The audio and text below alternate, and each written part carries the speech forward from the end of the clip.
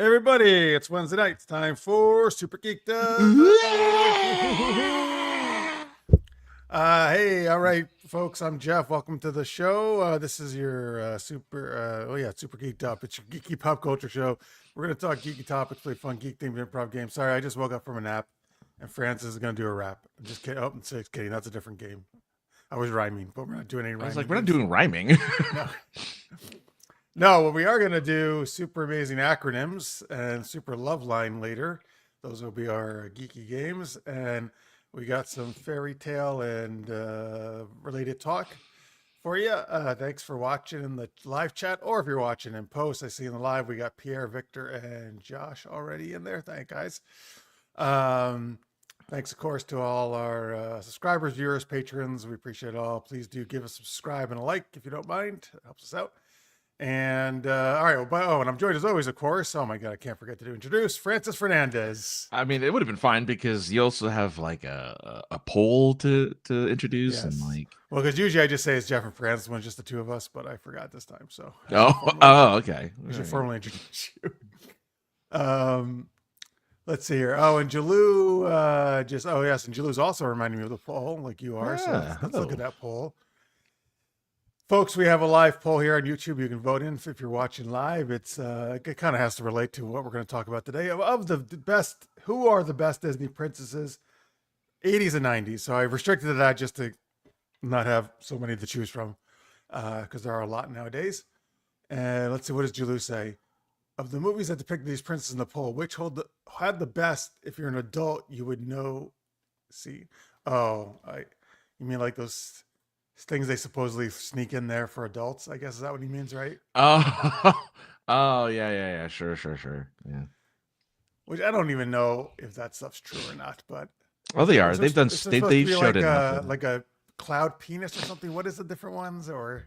No, so in Lion King, when Simba falls into the leaves, it spells out the word sex, which it does. If there's a still frame in The Rescuers where in one of the windows there is a picture of a naked woman. Yeah, and it's apparently like real. An actual human woman or like human woman, like they cut it out of a magazine and put it into the thing. The priest has an erection during Ariel's wedding scene at the end of Little Mermaid. Stuff like that. Yeah, ridiculous. And apparently most of them have been proven true to some degree. Jalou says apparently Beauty and the Beast is actually a gay love story. It's an allegory. Is another allegory story. I'm not surprised.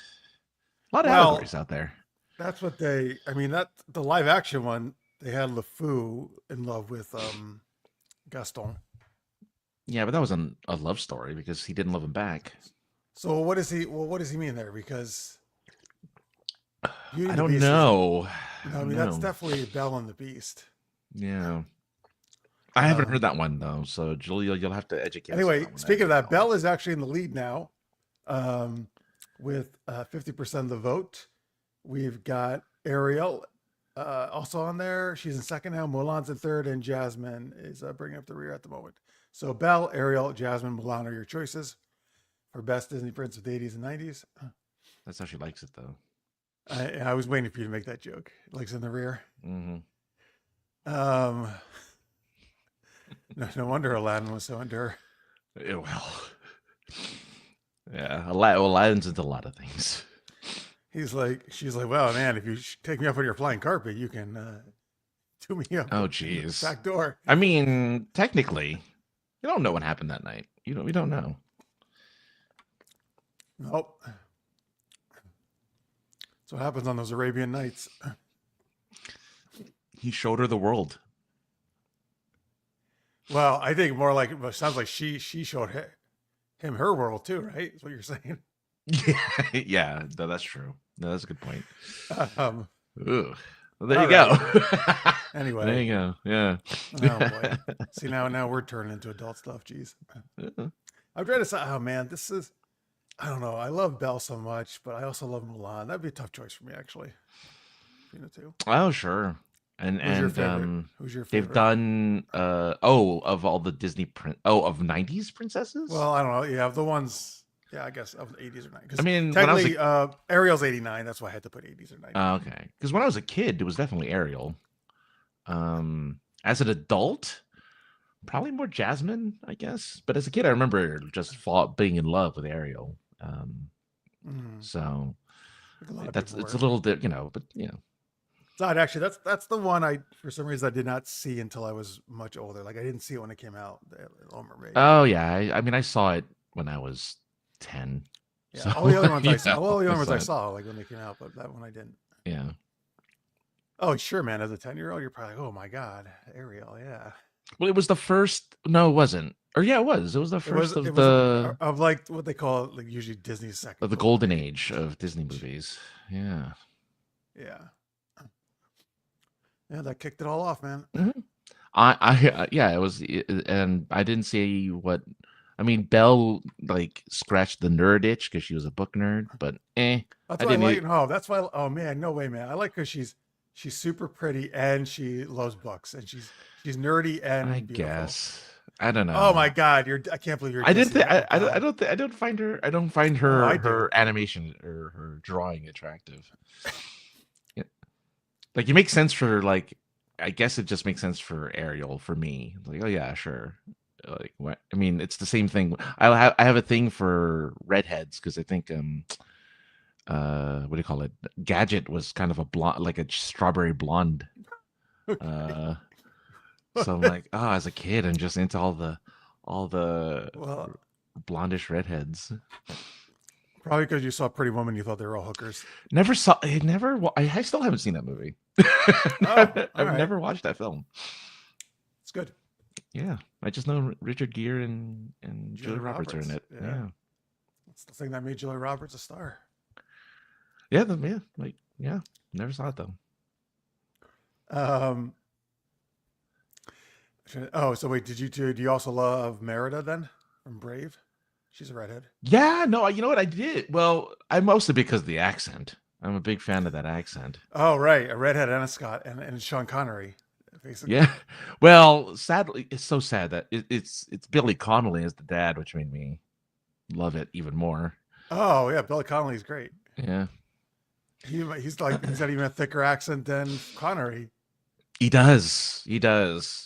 But he's not as funny as Connery is. I think Connery's hilarious. Wait, hilarious like accidentally, do you mean? Accidentally, yeah. Okay. Because Billy Connolly took his stuff seriously, while again Sean Connery was a Russian sub commander. Oh, well, Connolly was actually the comedic actor. Yeah, but he was who he said he was. he never tried to be like, I am a Spanish conquistador. Like, well, no, Connolly always just played Scottish guys. Yeah. Right? Yeah. Didn't have a choice, I guess.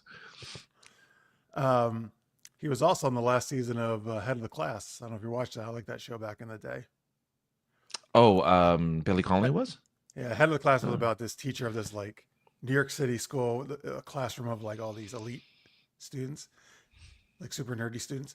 And but Connolly came in as last season to become the teacher. Oh, see, I didn't watch a lot of outside of Saved by the Bell. The only other teacher-based TV show that I remember watching was Boston Public, which Boston Public. Yeah, which was like, it's a school. And Degrassi, of course, but no Degrassi. But that show, I was like so obsessed with that show, and then it went away. It made me sad. There's actually so no Freaks and Geeks, no. I watched it as an adult, and I'm like, I don't get it. I guess I get why people like the show. No, My So-Called Life. No, I didn't watch that. Dawson's Creek. Nope. All right. None of the old CW shows. Or wait, come on, 90210, right? Nope. Never saw a single episode of 90210. Or get you on that one. No. Buffy, again, the first 4 seasons of Buffy. Okay, well, the first 3 are she's in high school. Yeah. And that's not really a high school. I mean, yeah. I mean, that's more of obviously a vampire show than a high school show. But... It would be really funny if they just concentrated on the high school part. Yeah. It actually would be. And like you just I don't know, you see maybe a vampire in the background, or you hear about somebody dying mysteriously, but It's just aftermath stuff that we get to see on screen. And most of it is just her going to class and being bored. It's like, oh, in the season finale, she finds out, oh wait, I was supposed to be killing all these vampires all this time. I was just cheerleading oh, that'd be really. Oh, hey, folks, for right? the reboot. All right. Hollywood. I know Uh, she's talking about a reboot. She wants to do the well, passing of the they're torch. doing. I don't know if it's a reboot or continuation. I guess it's. I don't No, know she's what it's going Buffy to be. again. She's gonna play Buffy. All right, but I'm assuming there's going to be some like younger Oh yeah, Slayers. yeah. I mean, technically, in the way it ended, there were supposed to be multiple Slayers. Yeah. Oh yeah, they'll be the Uh, newest, shiniest Slayer. I guess she'll be like their Giles. No, she'll be in the one. It'll just be like She might be kind of like. Well, she'll be their mentor, right? Nah. No, she's going to be like Luke on an island saying, "Ah, oh, you stupid! I can't stand all this Slayers nonsense." She's gonna be like Bradley Cooper in that one. Not Unlimited. What was it called? Where you Limitless, where he was like in one episode of the TV show and then just kick it over to the other guy. The actual TV show was way better than the movie. So, but you're Yeah, I right. I only saw forgot the he was movie. actually in the beginning. Yeah. Oh, The show's good. Okay. Oh, the show was really good. I wish it went more than a season. It was very good. Oh, it's only a season. Oh, that's bad. Yeah. Yeah, they did a much better job of the movie. Carrie says, I don't know if that I've seen any Disney princess movie. Oh, interesting. Okay. Unless we're counting Ralph Breaks Down. Well, there is Vanellope. Vanellope is considered a princess. So you could say her. I'm pretty sure and that's Sarah Silverman, right? Doing that voice. It's yeah. I like Sarah Silverman. Just so weird. I think we're aware of Francis not being part of the Russian gadget cat wrench worshipping cult. No. Wait a minute. I forgot. I think we talked about this like a long time ago. You brought that. I think you do love gadget. You mean there's Russians who love gadget? Yeah, I think there's a cult. Rescue Rangers? Where they worship her or something like that. This is a real thing? I don't remember. I feel like Julie's brought it up before. The last time we talked about what's YIF culture again? What's that? YIF is that's furries. Oh. Yeah. Oh, yeah, he says that's from the Disney anthro animal characters, likely led to the growth of that. Yep. Wasn't in my wheelhouse when I was a kid, and my kids were not Disney princess girls. Okay, well, that makes sense then. Hopefully you got your kids into Thundercats and other stuff like that. Yeah, now that like cat ladies are like a thing.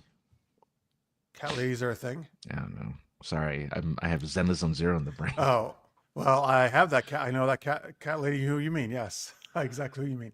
Pulchra. Yeah, she had a very interesting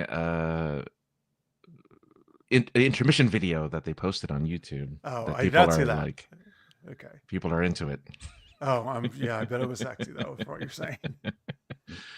Well, hey, Chitara, yeah. Chitara. So people like, unless you're from the movie Cats, I think people like that. No, I'm sure even here's the thing. Before it was a movie and it was the stage play, I'm sure there were a lot of people who are sorry, the musical probably they like, but apparently they didn't like the movie version so much. Well, it's because it's celebrities. It's different when it's no names. Because they should be into that because it's Taylor Swift, but they were kind of weird looking, right? The way they did it. As far as I understand, besides the buttholes, outside of the buttholes. Which I saw it. They added buttholes, right? Yeah, I saw it pre-butthole, but they did add buttholes. I don't know. What did they do? Are they CG'd over the bodies, or just based on the bodies of the actors? What did they do? So they don't wear skin suits. They're probably wearing dots, but the cat bodies are. Oh, so it's like a Green Lantern. CGI'd on. How they did the uniform all in CG. Yeah. Yeah, but I believe people were very attracted to Taylor Swift as a cat. Oh, that makes sense. Since they like her so much in real life. Yeah. Cat ladies, you mean cougars? Ha! Oh, that's a pretty good one. All right. So let's see. All right, let's go to our. Oh my God, we got off on a whole thing there. I don't even know how we got on that. Not even a Disney princess. Yeah. Yes, let's go to our first question. You can keep voting in the poll. All right. Okay, sure. Well, so Snow White. Well, you. That's you. Sorry. Yeah. Snow White though, is coming out next week. I didn't even know that actually. It They just is recently after did. like 2+ years or however long it's been. It's finally coming out. They did a trailer. They just released today the trailer for Lilo and Stitch, the live action Lilo and Stitch. So, Oh, okay. but what fairy tale would you like to see get a new movie or television show? It doesn't have Especially to be a Disney thing, by the way, folks. It could be any fairy tale. oh, if only Pierre. If only. Uh, some people would probably prefer that. A lot of people, if they just re-release the original. I'm not gonna rag on this. I'm not saying anything about this before movie. I'm seeing it. Yeah. I will, like I have said it before on the show. I think the dwarves look weird to me the way they animated them. I don't. Well, that's a last minute decision, though. So I know. Well, yeah, but they still had a whole like at least another year when they decided to do that. Yeah. Maybe it looked better like on screen instead of on like maybe trailers and stuff. Yeah. I don't know. I think they're gonna look weird. But we'll see. I'm a little curious. I'm kind of curious to see Gal Gadot as the queen, though, the evil queen.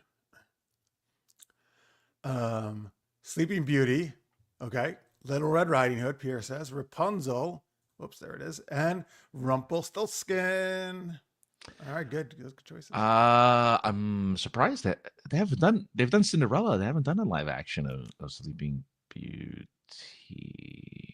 have they? No. Well, yes, sort of, because they did what the fuck's her name? Maleficent. She's the Sleeping Beauty one, so that kind of covered that, I guess. Right, Elle Fanning was Aurora. Okay, yeah. Oh, good casting for both of them. I like both of them as. That's not a real thing, is it, Pierre? The lazy princess. The lazy princess. Maybe he just wants to see a movie about a lazy princess. I've heard of the Billy Goats, but not there's the princess and the pea. Yeah. And she sleeps on like 9 mattresses or something, right? So she's probably pretty lazy. She can still feel that pee. The Billy Goat's gruff, yeah. I feel like I know that one. Well, Goldilocks and the Three Bears. How's that not been turned into a movie? I will say I'm a big fan of Little Red Riding Hood. I'm surprised they haven't done something more recent with her. And now, by the way, almost all these characters were in Once Upon a Time, which is pretty recent, fairly with the TV show. Not anymore. It's been okay. Like I mean, since the last season, what 6 years maybe? Years now? Yeah, I mean that's still a lot. That's a long time. I mean, it's still a fairly recent show, but I mean, they did cover a lot of characters in that show. They did. I mean, they even went to Frozen, which is like, oh, yeah, because it just can't come out with the right. I think with Disney at the time. Yeah. Okay. Well, what you agree with me, Victor? Let's see. What do you agree with me? Let me watch the movie or show before making a statement. Yes, I do love Cutthroat Island with Gina Davies from the '90s. Okay, wait. Well, I remember, like I said, I was so excited for Cutthroat Island because I love Gina Davis. Well, wait, how do we talk about pirate? I don't care. You can talk about pirate movies. I love pirates. So I mean, there's pirate there's fairy tales. Hook, I'm sure. Hook, and Hook is a Disney thing too. Yeah, it became a Disney movie. So, but there's pirate fairy tales. There's sirens. That's a pirate fairy tale. There's, the Kraken. The Kraken. No, I love that Kraken fairy tale. The Ugly Duckling. Well, Pierre's got them all. Jack and the Beanstalk. I want the Ugly Duckling. That's the one I want. I want a live-action Tailspin adaptation. That would be great, actually. I would love to see, because they did it with Bill Murray as Baloo in the live-action Jungle Book. Just do that again. Have Bill Murray come back. Bill Murray was Baloo. As Baloo, yeah. Tammy, hello, Tammy, says there's a funny music about the Prince of the Peak called Once Upon a Mattress. I've heard of this. I have not seen it. Sounds No, it's not porn. Though there is a a visual novel game called Once Upon a Time on Steam, if anyone's interested. I mean, I don't have it. That's a clever name. I'll give it that. It is. It's a good name. Looks like it's good art too. Oh, of course, Hansel and Gretel. Yes, I like Hansel and I Gretel. mean, And they actually, well, again, it's been over 10 years. Hawkeye was what's his Yeah, yeah, name? they did Hansel and Gretel Witch Hunters with Gemma Arterton and Hawkeye, Jeremy Renner. Jeremy That's his Renner. name. Yeah. I mean, that's another movie I was excited for and I thought was not good at all. Oh well. So, you know what? I'm actually surprised they don't do more of these. They tend to stick to just, well, Disney does their own stuff. So Right? somewhat, Pinocchio had 3. Was that the Guillermo del Toro one? Yeah. So there was one Disney, one Guillermo, and then one French one that I forgot, where an adult man played Pinocchio. I forgot his name. But there's Pinocchio is the one where they're just like, we're just gonna keep doing this one. We're just gonna make the most remakes of Pinocchio live action.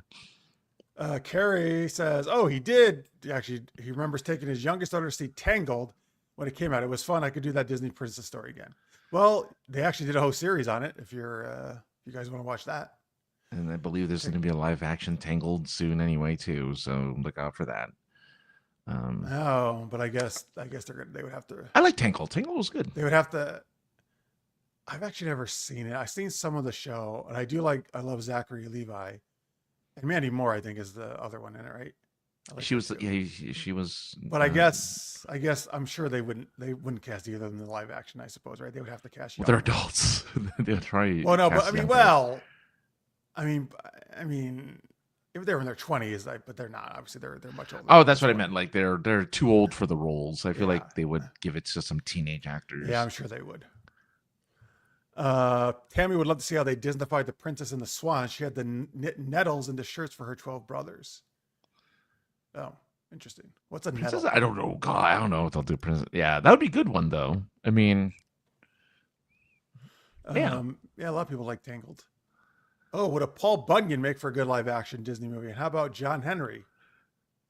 I know Paul Bunyan. I would just, yeah. John Henry, is that like the iron worker guy, steel worker? No. John Henry? Or am I thinking of the Steel from Superman? I feel like I hate to tell you, I thought the same thing. Isn't that his name, John Henry? No, I don't know. But John Henry is as an American folklore, where an African American freedman works as a steel driving man and is tasked with hammering a steel drill into a rock for a railroad. Oh, you know what? They did John do Henry a cartoon. Irons is steel, by the way. Oh, so he is based on this guy. They probably took his name. Yeah, they based it on this because he's the steel driving man. So he's steel. Oh, that's so good. Oh, good job, really DC. Good job. As for Paul Bunyan, well, he had like the axe, and he was the big guy. Yeah, he wore like the lumberjack. He was like a shirt, right? He was, yeah, I think so. He was the big, he was the big. I want to say lumberjack. I feel like he's Canadian, but I don't know. Yeah, I think he is. Nope, he is. Oh, you're right. He is. It's American and Canadian folklore, so he's in both, I guess. But his tall tales revolve around his superhuman labors, as he customarily is accompanied by Babe the Blue Ox, which is the really gigantic ox that helps him carry all the fallen trees. I don't think they'll do a Paul Bunyan. I could see them doing a John Henry movie, possibly. Yeah, totally. I think they should. Because wait, is that historical or folklore? You said folklore. It's American folklore. I can see that. All right, what's your choice here for? I said mine, sort of. The Ugly Duckling. I'd love to see. Oh, I didn't know if you were serious about that. No, I would, because I don't think they've ever done anything like that. But not ducks, obviously. They'd use people, right? To of course emphasize the duality of man or whatever. And your looks, whatever looks and like beauty and all that stuff you could talk about in a story like that. But I would go that, because I feel like you've done it. Would it be the prequel to Black Swan? Yeah, sure. I mean, there could be ballet, and it could be the prequel to Swan Lake, and it'll just anything swan. Right. Uh, I can't uh, really think of anything else with Swan right other now. than that was the name of the main character of Once Upon a Time. Her name was Emma Emma Swan. Swan. That's right. Yeah. So you can have that. I Maybe guess. when she was a Yeah. kid, she was an ugly duckling. I doubt it. She was very pretty, but Yeah. I loved her in House. I'm like, oh, here she has another show. Okay, I have to watch it now. that's why you But watched yes, it, right? I did mostly because of her. Yeah, So Tammy has read so many versions of the original fairy tales that are so dark. I have trouble with the Disney versions. that's true. Those grim fairy All of tales. those tales, yeah, have like, and he chopped his head off or something, or like how in like Cinderella, the stepsisters massacred their feet to fit into the shoes. Oh, well, Stuff if like you that. just, I mean, I guess if you think of Hansel and Gretel, right? I mean, the witch is literally trying to Eat cook them. children, right? Yeah. Yeah.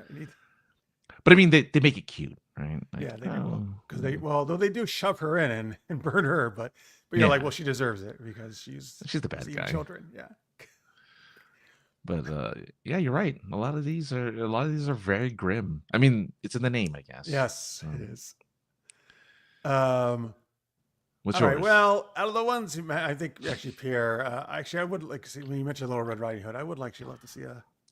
I'm surprised they haven't done that already. Actually, I am very surprised. um, Like do like kind of like a cool action adventure Red Riding. I would like to see where she's like, more. I don't know, like late teens or early adulthood or something.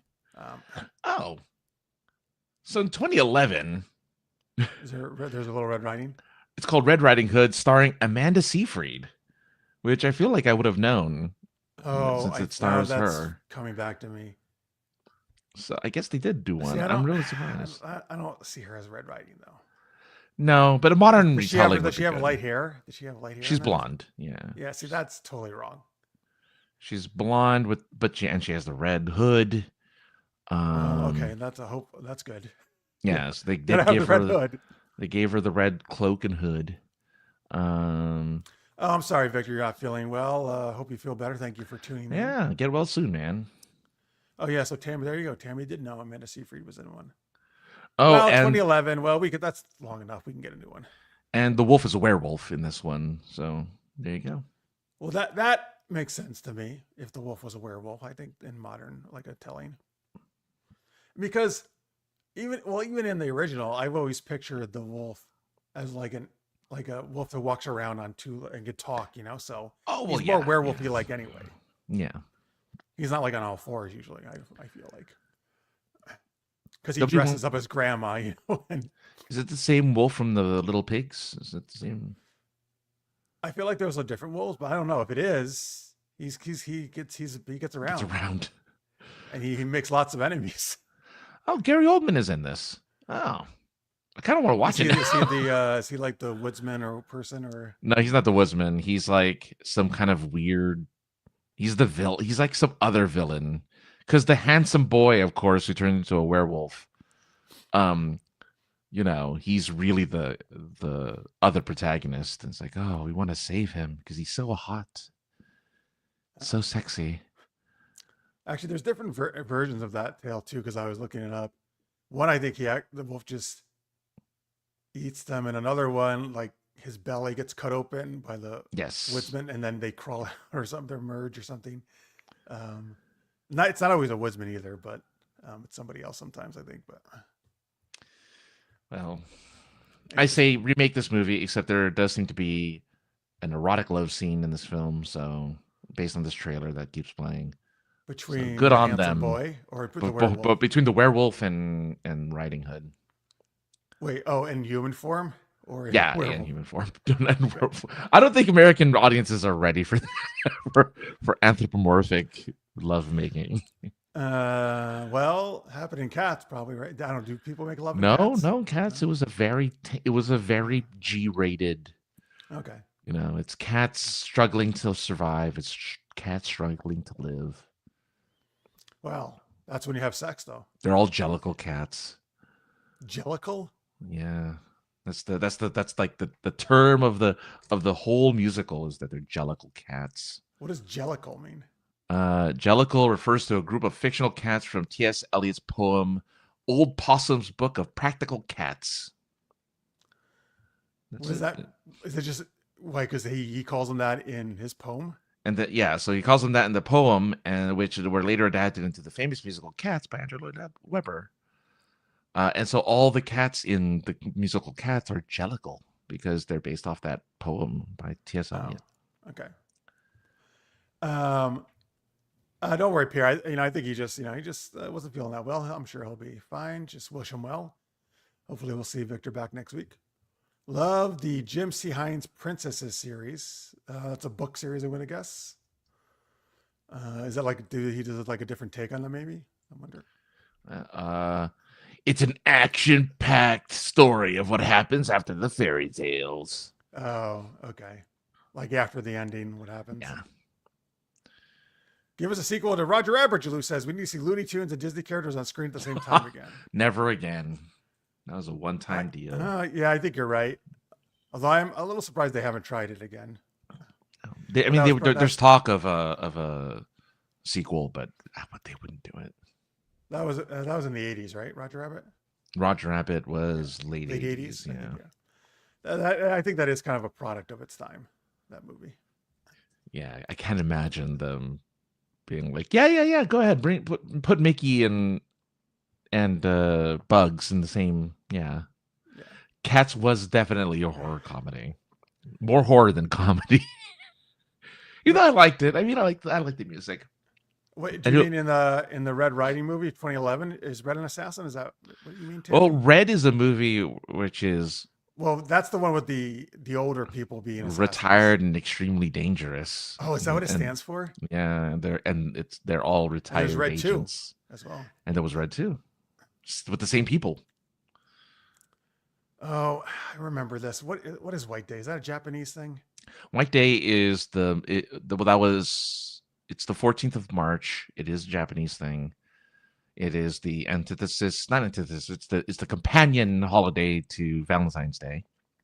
Because in Valentine's Day, you give women a gift. You give your female give men a gift. Yeah, and then the opposite on White Day, women give men a gift. Or usually just chocolate, but yeah. I'll take chocolate. I'm down with that. So you just get a thing of chocolate. Well, first, Jalou, I need to go I have one day to find myself a girlfriend, and then she can give me chocolate the next day. Well, you have to make up for it by having her do a very, very late Valentine's Day, and then you do immediately afterwards do a very, very early, or I guess an on-time White Day. Yes, I'll do a late Valentine's, and then we'll do an on-time White Day. It's a weird name for it, though, White Day. Probably means something in Japan. I don't know what it means. You're right. It's probably something in the translation. Yeah. Oh, by the way, so actually, yes. I mean, I wished earlier, but happy birthday to my youngest sister. It's her birthday today. So happy birthday, sister. I'm sure she's not watching because she's on vacation and she's having fun. Oh, very good. And thank you, Pierre. That was very Yes, Pierre. Thank you so much. $2 super chats. That's great. When will there be a blue day? Well, that's a blue chat. I like that. Why would you want it to be a blue? What's a blue day, though? Blue day. Well, blue is my favorite color. So do we talk about Bluey? Is that what we do? Maybe more blue from Blue's Clues. I would like that. I like that. I always liked blue from that show. What else is blue? The sky. Is it in lieu of steak and a blue chop day? Steak and a blue chop? Is that what you said? Yeah. Instead of steak and a blow job day, which is the American March 14th. What? Yeah. Wait, no, that's getting high day, right? No, 420. You think 420? 420. No, it's Pi is March 14th. Pi Day over here. Right, but March 14th is also White Day. Right, but what's taking a blow job? Where did that come from? So that's the holiday that men created. Like the White Day idea. Right. It's the complimentary holiday to Valentine's Day. I thought you were actually saying it's on March 14th. This is a real thing that people are pushing. I don't know if it'll ever become a thing, obviously, but they're pushing. Well, I'm sure they are pushing it. I think maybe they'll get their steak. They'll get their steak at the very least. Well, no, she's in over out in California. Actually, probably in your. She was in Disneyland yesterday, so not too Good far for her. from you. Yeah, Disneyland. She's a huge Disney fan. So Disnerd. thank you, Jalou. She would actually like this question. Again, if you just joined us, Snow White comes out next week. What fairy tale would you like to see a new movie or show? Out of the this is not a fairy tale, but out of the Disney princess things, I actually wouldn't mind seeing like I don't think I would like them not to keep making live action stuff, but I did really like the Mulan one, and I honestly wouldn't mind at all seeing a Pocahontas thing. And it's interesting at Dragon Con a few years ago, we were talking about the Mulan movie. I was moderating the panel, and one person from the audience said, like, wow, I don't think they could ever in today's modern age do a Pocahontas movie again. And I was saying, I think they could if they do it before John Smith comes. Like if it's about Pocahontas growing up in the Oh, sure. Native Americans before. If it's just that, I think they could. But then first off, they should be able to do it, but I think they could totally do it then. You don't have a movie though if you do it before. No, you could. I mean, you would have to just the writers, right? They're supposed to be able to write stuff that's interesting. I suppose you create an interesting story about who knows. I mean, it depends. Yeah, if you age her up, definitely you can make it an interesting story. Yeah. If you make it accurate, it wouldn't be an interesting story. Because she was just a kid. Well, she wasn't that young. I don't. She was 11 or something like that. 10 or 11. No way. Yeah. Oh yeah. When she met. Oh yeah, people. That's the part they don't tell you. But that's why it's so controversial. That's not true, right? Look it up. Well, thank God in the movie that's not what she is. She was a kid, yeah. And then she married some other dude in England. Oh, so wait, she went back like later on, like when she was older. She moved to England, and that's what the second movie. If you watch Pocahontas 2, it's her going to England and marrying.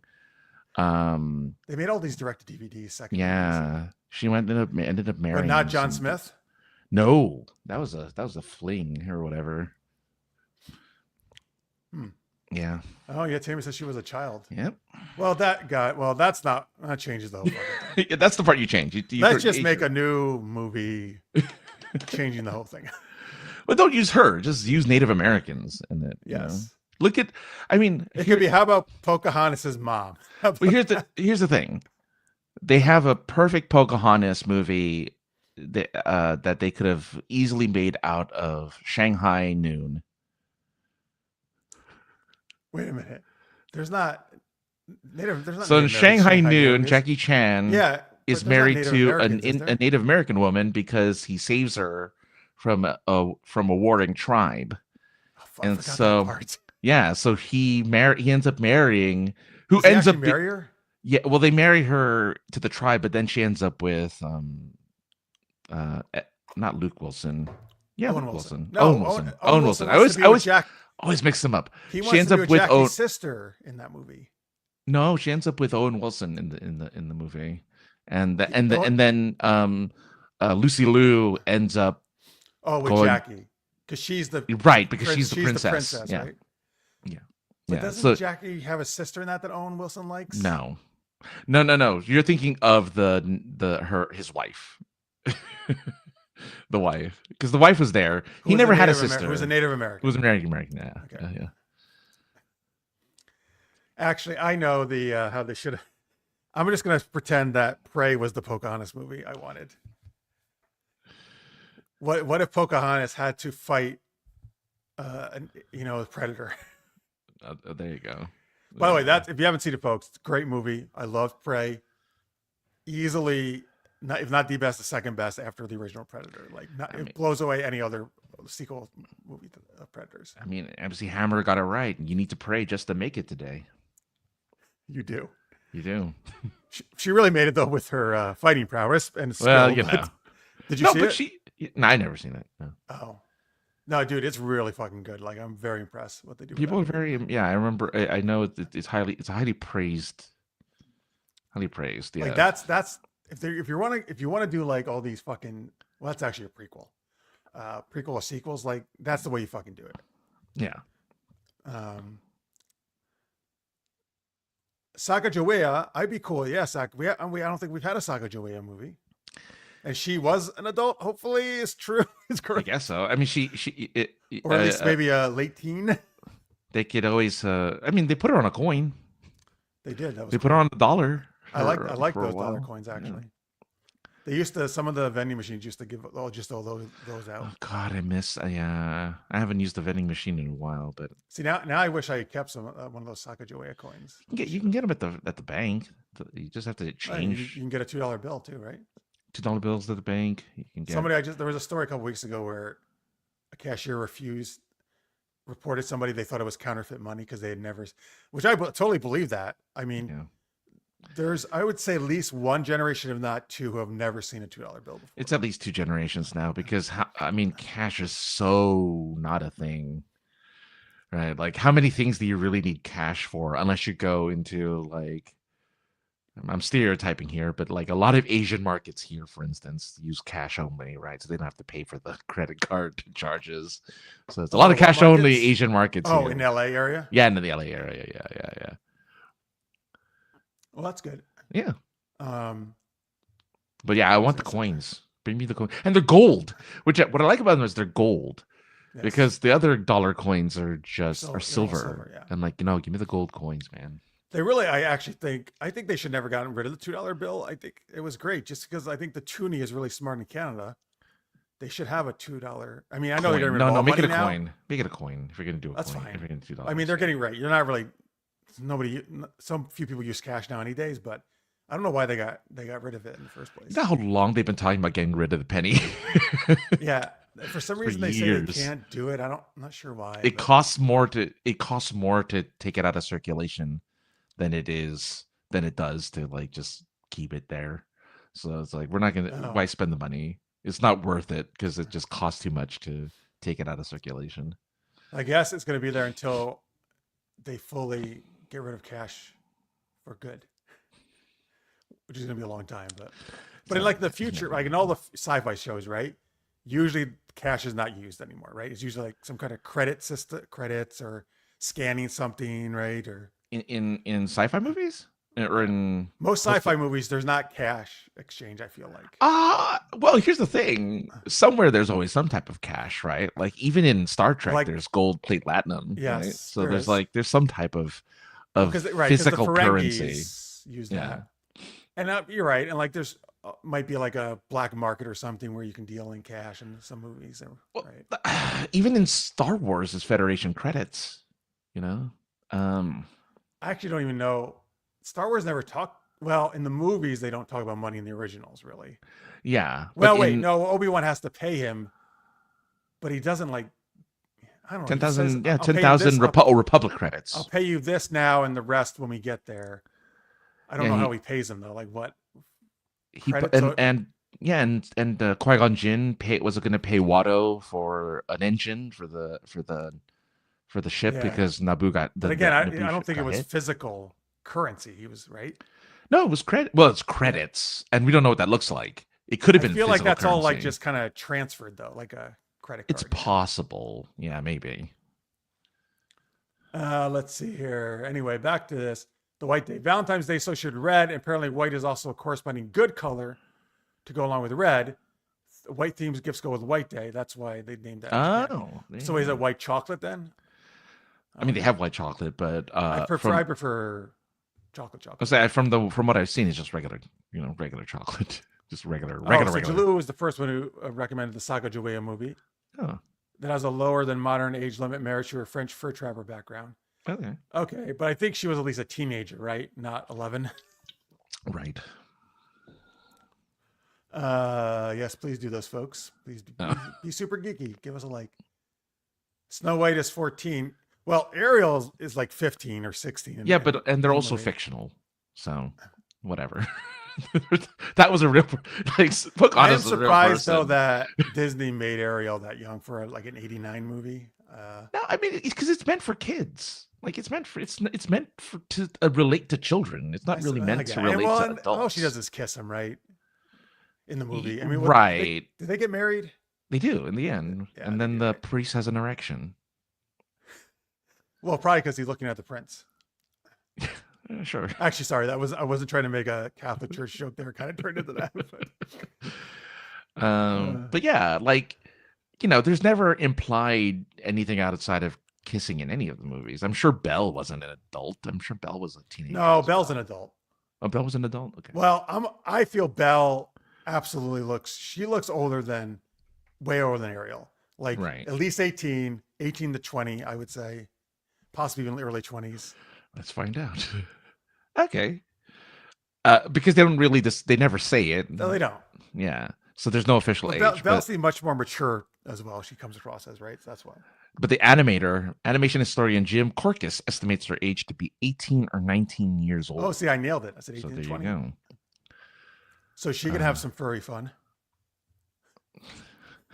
I mean, well, because we knew the Beast was 21 or something like that. He was as like the early prince, 20s. You mean?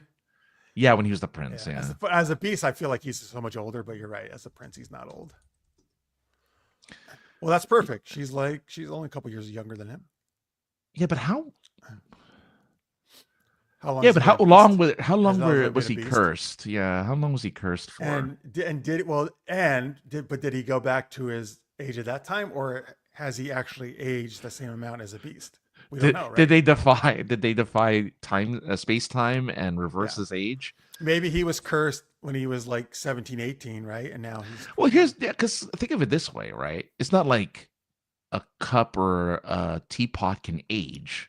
So Mrs. Potts didn't age while she was a teapot. She probably but it's magic, right? Maybe when she goes back, her human form has aged. Well, then we have to believe that the Beast aged as well. Then, yes. If that's the case, but I don't think anybody's ever established that. No, that's going too far. But it's maybe we're the first ones even asked. Maybe like, hey, Disney, tell us about this. Let's see here. Okay, Carrie also loves. He says Prey is great. I'm hoping Dan Trachtenberg's follow-up Predator Badlands is just. Oh, that's right. They're doing Predator Badlands now. Carrie, is that about the same character from Prey, or is it completely different? I'd be interested. Francis' current look reminds me of John Goodman's character in Big Lebowski. Jalou says. Shut up, Donnie. Is that what he sounds like? Yeah, he has the gruff. John Goodman has the gruff voice, the gruff voice. Oh, sorry. I thought you were doing your Mr. Rogers. Gonna kid. Well, he was I mean, he did play the Lebowski guy sniper. He was an army vet. So I mean, technically, Goodman in that role. Goodman in the movie was an army vet. So yeah, why not? Coinage has a longer circulation than dollar bills, but paper is a lot easier to carry. That's why I think we've never done the loonies and toonies. But here's the thing. I think we're the only ones that still do like fibrous paper with the little fibers and stuff. Like I think Canadian money isn't that? Or I know Canadian money feels very so does the euros and stuff. They feel Euro has some plastic in it. Having had touched it, some of it's see through from the money I got when I was in Ireland. I mean, you're right. That money is made of a different material than American money. I do actually think that I like that money better. I think it feels nice. It kind of has sturdier, at least. It has a reflective kind of sheen usually to it as well, and the yen is paper. It's more colorful. Well, I like the different yen sizes. Is paper like us. Yeah, yen is paper. Yeah. Is it? What color is it? Or is it different? Different colors. Different colors depending on the denomination. Okay, that's also what I like. Foreign countries do. Each note is usually a different color, and size. Ours is just everything is the same. Yeah, I like that they're different sizes for the different. Well, we have a different person on it. I guess that's the only different on ours, right? We have a different. Ours is people. Yeah, ours is the person on. I mean, some of the, I guess the back side might be different too. The thing that's on the back, but yeah, the number. Obviously. If I could, I'd love to have pockets full of Benjis. Then I'd be a happy camper. Oh yeah. Oh man, you're taking it back when they used to say all about the Benjamins. Yeah, they don't say that anymore. It's now like. That's not enough. No, who's on the $1,000 bill? Well, wait, does that even exist anymore? I don't know. I'm Is sure there 500 still? Wasn't there a 500 and 1,000 at one point? $1,000. I think the largest denomination was like a $10,000 bill. Yeah, well, there's got to be 1,000 still, right? There has to be. What are we just don't see it. What are those like drug dealers using? Right? We're just too poor for it. Yeah. No. The 1,000. It's rolled, so that's why we don't know what it looks like because it's rolled all the time in a rubber I wonder band. if like in those in movies when it's the briefcase of money. I wonder if those are thousands or hundreds usually. They're supposed to be. Those are usually the hundreds or 20s, I guess. Okay, Well, yeah, so but is it better? Is it easier? Like, did I like small denominations? I guess better that way. well, it's not just that, but apparently, uh, the United States has discontinued the 500, the 1,000, the 5,000, and $10,000 bill. So they're discontinued. Who says? According Okay, to so USA.gov, 500 and above has been discontinued. the $100 bill is the largest denomination you can get right now of legal tender. According to the actual so it must US be. government. Well, I guess it was easier to discontinue those because there's not as many and there's just too many pennies. Is that the idea? Yeah, right. Because how many people are going to be walking around with a $500 bill in their pocket? Right. And like, who's going to break it? Right? Like, who's going to break $500? I mean, I think I can safely say I've never seen one. I think I've seen at least. I think I've seen the $1,000 bill in a museum, but I've never seen does it tell you who was on those bills? I can tell you who are on the bills. Sure. Oh, hello, Colony Pitt just joined us. Salmon Chase on the 10,000 bill. Is that somebody who invented the salmon ladder? Who Oliver Queen always does the workout? So John Quincy Adams is on the $500 bill. Okay. So he got on one, but his father did not, huh? John Adams, interesting. No. Or was Adams on this? No, Jefferson was on the $2. Yeah, I think. And then Joseph Mansfield was on there for a while. So these are different presidents that made it onto the bill. So the latest, that's back in the 1800s. Let's see the latest. This is the 500? Yeah, the 500. So the latest one, which is from 1928, that's the latest $500 bill, is William McKinley. Oh, well, they just renamed the mountain after him in Alaska. So there you go. McKinley was the latest on the 500. It's so weird. Like, why are they the weird presidents that I've never heard of before? I mean, I know they exist, but man, I've never. Grover Cleveland was on the $1,000 bill. That's interesting. And then James Madison was on the $5,000 bill. And then finally, Andrew Jackson. Wait, he's on the 20 though. They put him on the 10,000 as well. Was originally on the 10,000, I guess. Sorry, I was too early. It's Woodrow Wilson. Woodrow Wilson made it onto the $10,000. So if Jackson was originally on the 10,000, he got a huge promotion to the 20 because 20 are used like more than anything. I feel like. Yeah, Lincoln was also on the 500 before it was changed. So Lincoln made it in a couple bills. Yeah, and then he went to the 5. They're like, take out the 2 zeros. Just put them on the 5. Well, back then it made sense, right? Washington's on the 1, Lincoln's on the 5, because those would have been used a lot more back in the day. Or maybe they were like, yeah, Washington, he liked those strippers, so we're gonna put him on the 1. Because that's the dollar bills at the strip club. Yeah, he makes it rain. That's why they do it, because they make it. Yeah, Woody on the big bill. Yeah, Woodrow Wilson. Yeah. Maybe you didn't notice he had an erection on that picture too. I would have loved to just had like a $500 bill, go to McDonald's and be like, "Can you break this for me?"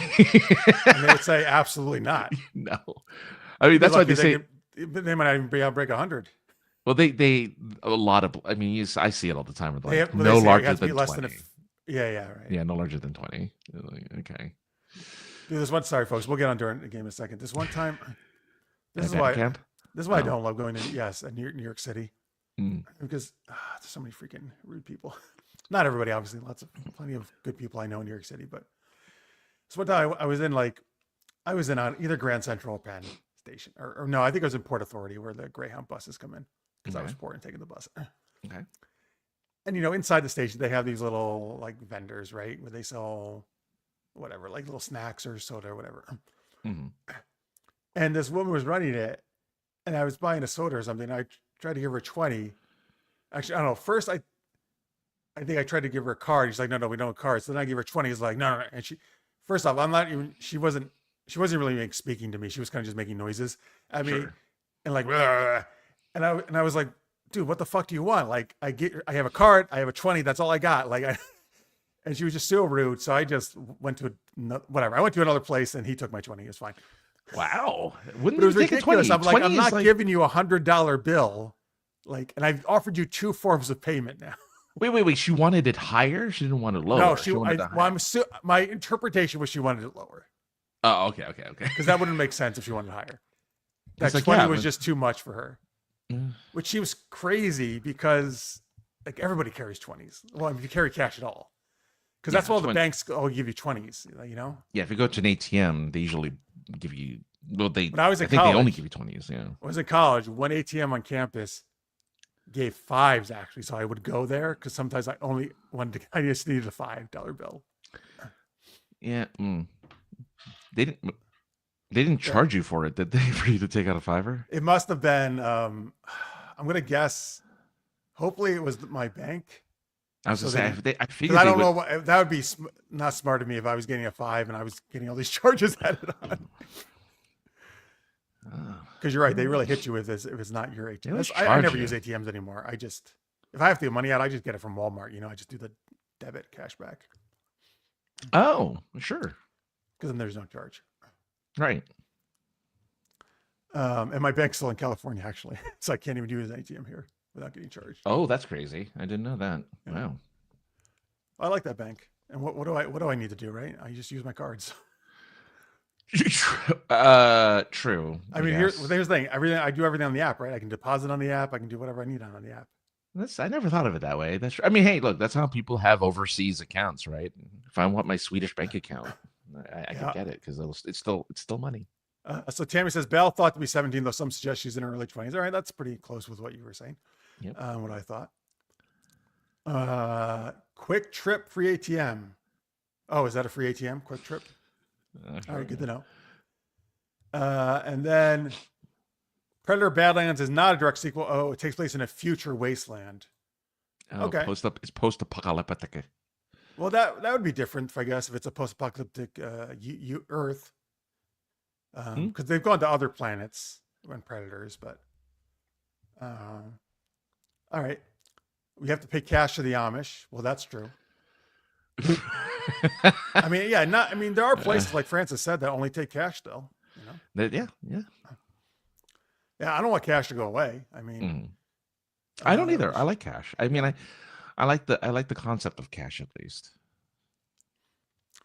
Where's George's website? I have not heard of this. Is this tracking dollar bills? Yes, there's bills that you mark, I think, that has the website or like a stamp of it. I've seen it before, I want to say, where it's like wait, you put the stamp on their dollar bill and then you can see where it went.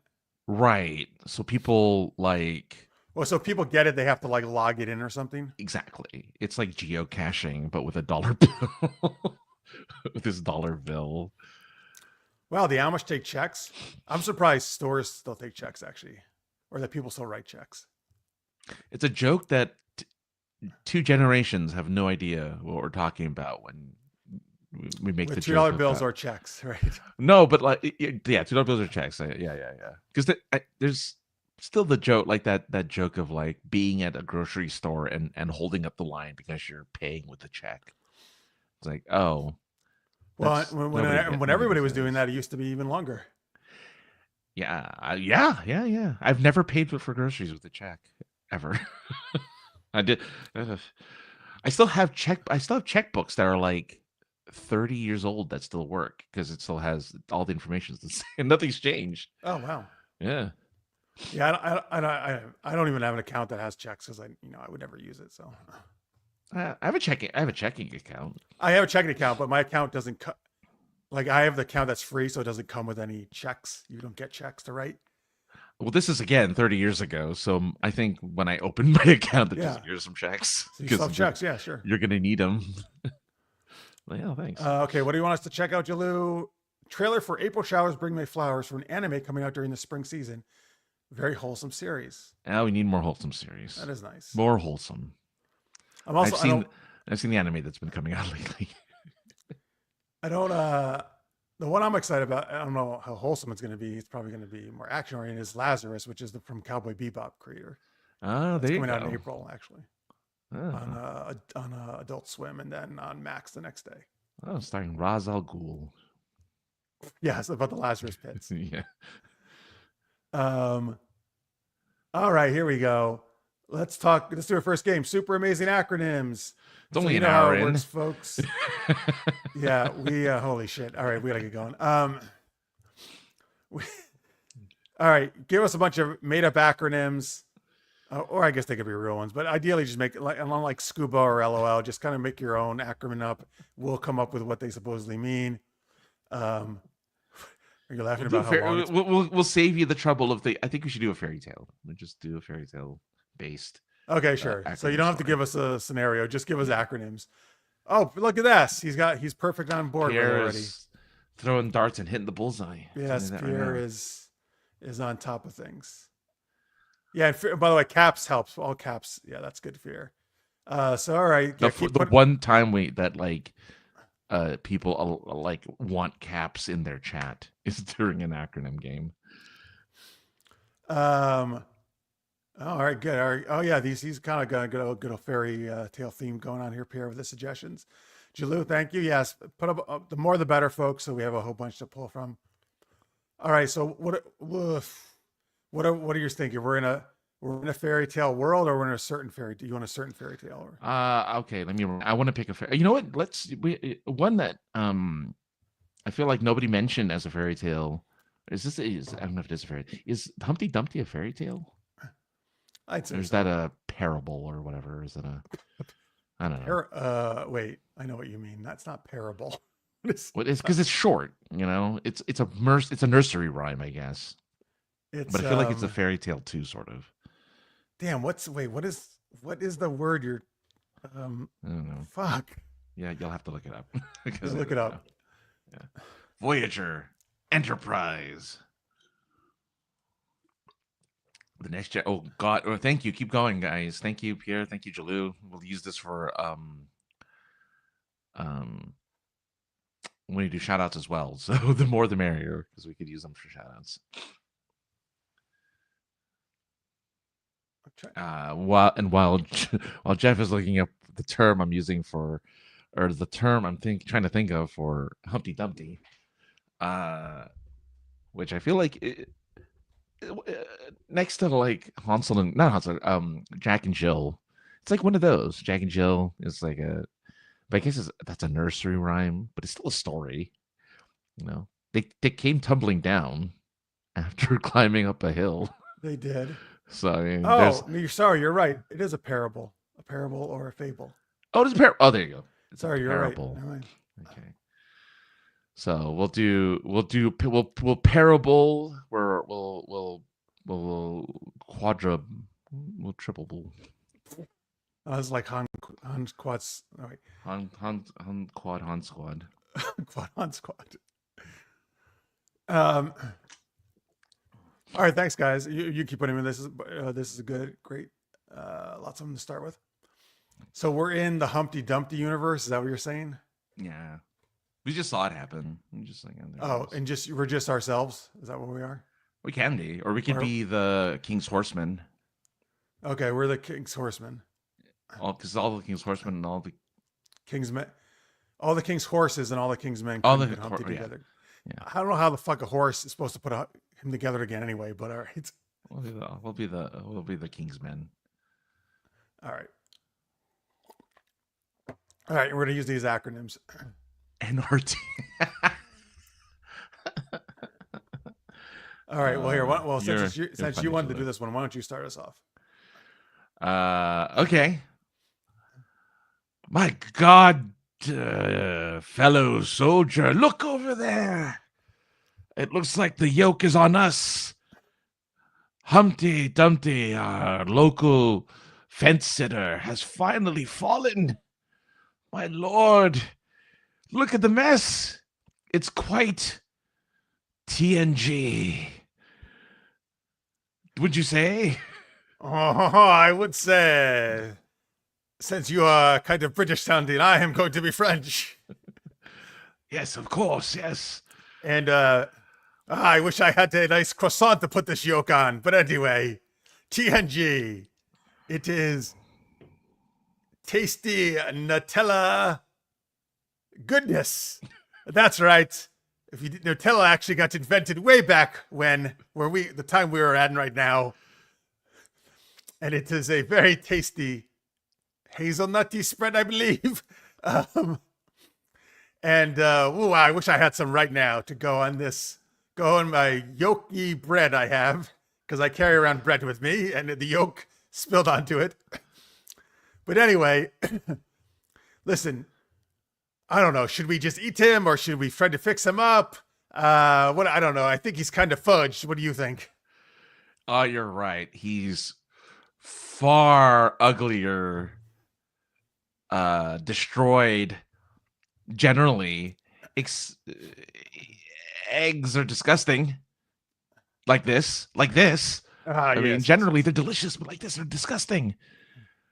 So I feel like because I'm sorry. I don't know where my accent went, but sacre bleu!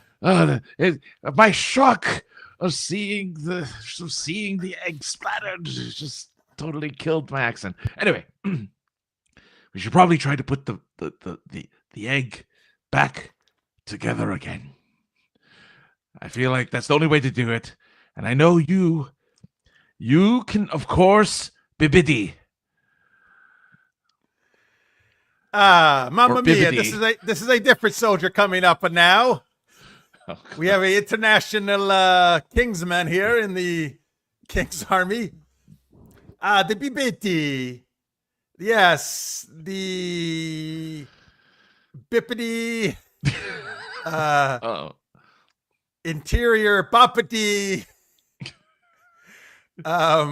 Ice cream. Deliciousy. Intestines. That is what do we make out of the eggs? We take some intestines. I should switch to this accent now because we like to eat the intestines in Scotland. So many Hoggish, right?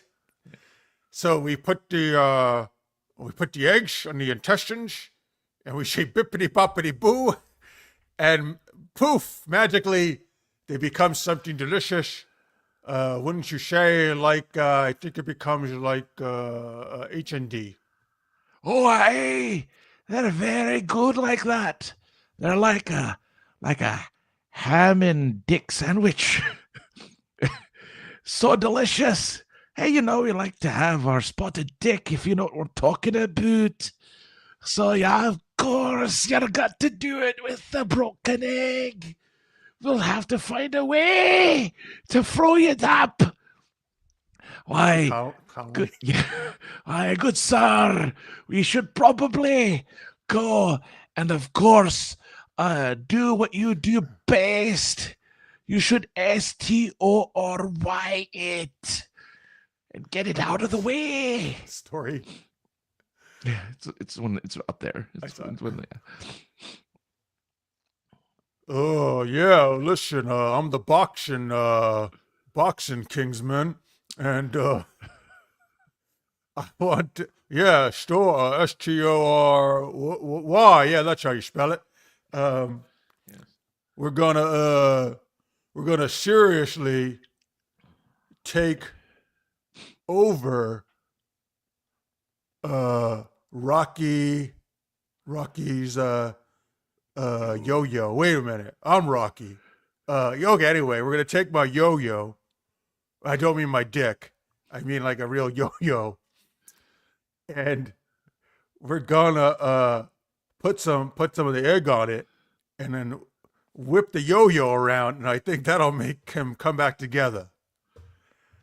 Yeah, right? That makes sense. Anyway.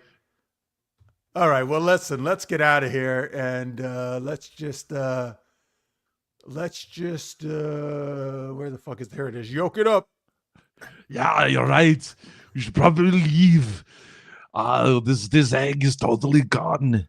It's destroyed. We'll have to yodel over kindergartners every day. Let's yodel over them. Because, I was once a cop for kindergartners long time ago. So we'll do that. But poor Eggman, poor Humpty Dumpty. He'll always be my friend. Tear. All right, let's go, Rocky. Let's go. Hey, wait, didn't you play Eggman in the Batman movie? No, no, I wasn't. No, stop. It'll be a cold time in the night city. Something I said tonight. Oh, chill. I think you said chill out or Chill. something. Yeah. It's ice to meet you. All right. Well, let's make an escape plan and get out of here. That's the movie they were doing. Yeah, that was what I didn't realize there was an escape. I knew there was a 2. There was Escape Plan 3. It was on TV the other day. They're also in Expendables. Yeah, I mean, well, Schwarzenegger's not in. The other Escape Plans actually like Stallone's kind of in them, and it's more like other people are doing. He's like the mentor to the new. So he does. He's not really in them much. It's like more like it's But kind of like another Expendables almost. Yeah, he was in 2 of the Expendables. At least the 2 of them were. Schwarzenegger. Oh, he's in more than that. I mean, sorry, in Escape Plan he's only in the first one. Oh, he's only in the first one. I think he's in a bunch of these. I think he's in most of the Expendables actually. Maybe. He did it when he did it right after being like after his term as governor. That was the first movie I did. I think he did. No, the first movie he did actually was The Last Stand. Oh, or he's the sheriff of that small town. Yeah, the believable Austrian sheriff of a small town in rural America. Yeah, I'm the sheriff of this small town in Ohio. Can't you tell from my Ohio accent? And all the FBI's and other people's special forces can't do anything against these criminals, but he and his newly deputized townspeople are the ones, of course, who can stop them. Same thing with Rambo 17 or whatever, when Rambo was the only one to take on the Mexican cartel too. Is this like the most recent Rambo? Yeah, one of the recent ones. So he saves he has like a young prodigy, like, or not, like a ward, like a little girl ward, like teenage girl, and she gets kidnapped for human trafficking, and he's the only one that can go down to Mexico and bring her back. It's like, yeah, okay, well, only you. But, I mean, it's like Taken, right? Like if you take your kid, of course you're gonna go down there and kick some fucking ass. Yeah, and he much like Liam Neeson, he has a particular set of skills. So you're right. Thanks, Julie. You don't have to keep going. I know Rambo does have a particular set of skills. Like, yeah, Rambo does. That's true. Even though apparently I've never seen any Rambo, but apparently he doesn't kill in the first Rambo. I don't think I've seen a full Rambo movie, to be honest with you. I've seen parts of some of them. Supposedly in the first one, it's death free, and then after that, he just kills everyone. Rambo, First Blood, and on just kills everyone. Well, that's also probably the time where Schwarzenegger. I mean, they've said this like in interviews. Schwarzenegger and Stallone said they would try to up the body count in each of their movies to compete with each other. Well, I mean, he was the reason why Stallone did Throw Mama from the Train. Shoot. Yeah. Oh, Throw Mama. No. Is it that Stop or My Mom Will Shoot or Throw Mama? I thought it was Stop or My Mom Will Shoot. I think that's it. Yeah. Right. So he was doing that when Schwarzenegger was doing, I don't know, all those other good movies. I mean, that's actually really all good. It's a kind of funny, but it's also a dirty trick. Like, it was good for him. Schwarzenegger. I mean, obviously Stallone should have just also known better, I guess, right? That not just done it because Schwarzenegger supposedly wanted to do it. I mean, look, I hate to say it, but if you were to compare their filmology in that era, I think Schwarzenegger wins. I think Schwarzenegger wins. Yes, he does, because he has much more, I think, really good films in that time period. With Terminator and Yeah, I mean, that was both that and Total Recall were on Pluto today. Bunny Man, Predator. Which in relation to like Judge Dredd and like, even though again these movies I haven't seen, but like Judge Dredd, which I mean I like Judge Dredd, but it's not as good, right? Or even Demolition Man. I mean, as much as people love Demolition Man, in relation, man, Demolition Man. I love that. In relation, but I mean, that one holds up. That one holds up against Schwarzenegger's. Well, not all of them, but a lot of them. Maybe. I love Demolition Man. Come on, you got to see it before you make your final determination. I mean, okay, sure. It's probably better than Jingle All the Way. I'll give you that. oh, come on. Now you're just dissing it. Demolition Man is great. All right. What was the other one? I mean, well, Stallone's main thing was Rambo and Rocky at that time. What was the one that Wesley Snipes didn't Wesley Snipes Demolition Man? He was in Demolition Man. No, but didn't he do another time travel? Oh, no, I'm thinking of Time Cop was Jean-Claude Van Damme. Jean-Claude Van Damme. That was the one I was thinking of, actually. Which is his best movie, I think, of that time period. Scorpio, hello Scorpio, Mr. Demolition Man. That's a cinema sin. There, you know. I've seen the first half, Scorpio. I've seen the first half of that movie. I just have to see the second Once he saw the seashells, he's like, I don't need to see anymore. That's enough. That's the part, yeah. The moment Rob Schneider had more than one line, I'm like, well, I'm done watching this movie. Because the whole Rob Schneider teasing him for not knowing how to use the 3 seashells. It's interesting. Wow. Now I realize Schneider has been with so many of those actors. That's a second movie with Stallone because he was also in Judge Dredd. Okay. He was in a bad movie with Van Damme. He's in a lot of bad movies, though. Like, I don't know. I like Rob Schneider. I think Rob Schneider's funny, though. I like him. He was in where he swapped bodies with the girl, and he was like a teenage girl for a while. What was that one? Schneider? Yeah. Was he an adult or was he a kid? He was an adult. He was an adult. That's weird. And then he swapped bodies with a teenage girl, and so he dressed and acted like a teenage girl in that movie. And then there's The Animal, where he has all the ability. Oh, is it Hot Chick? The Hot Chick. Okay. So yeah, he did some weird movies. He did some weird movies. I've always loved him in the Waterboy, though. You can do it. He did Deuce Bigelow, Male Gigolo. He did. Yeah. Hey, look, he's famous amongst my people because he's half Filipino, so he gets a lot of love for the. I actually I haven't read it yet, but I got his book that came out fairly recently. There you go. And I've started in the beginning chapter. He talks about his Filipino upbringing. Yeah. It's actually called "You Can Do It." That's the name of his book. He takes it after his famous line from the Waterboy. It's kind of sad because he doesn't he's known for his bit roles more than he is known for his his leading roles. His leading roles, yeah. Tammy tells us Rambo doesn't kill in the first one. He's a pacifist. The dirty cops draw first blood. That's where the title comes from. And he almost kills the leader, but his old commander talks him down. I want to say First Blood was the name of the sequel. First movie was Rambo, and the sequel was Rambo First Blood. Well, but maybe that's because they were the ones who drew First Blood. After I don't know. Yeah, but also isn't he also suffering from a lot of like PTSD in some of those movies? That's why he's a pacifist in the first movie. But then after that, they're like, "Nah, let him kill." They're like, "All right, fine, we'll let him kill." So they let him kill. There was a South Park on Rob Schneider. Well, there's a South Park on everybody though. South Park. There's a South Park on every actor to some degree. So Rob Schneider as the Stapler. I don't know that. Sounds like a Mystery Man character. Hello, Michael. Welcome. Hi, Michael. We just got finished with super amazing acronyms. So now we should go to our second geeky question. Oh, he was on South Park as the Stapler. Okay. Oh. Okay. Is it as an actual like stapler and an object, or somebody named the stapler? As an actual stapler that can talk? That can talk.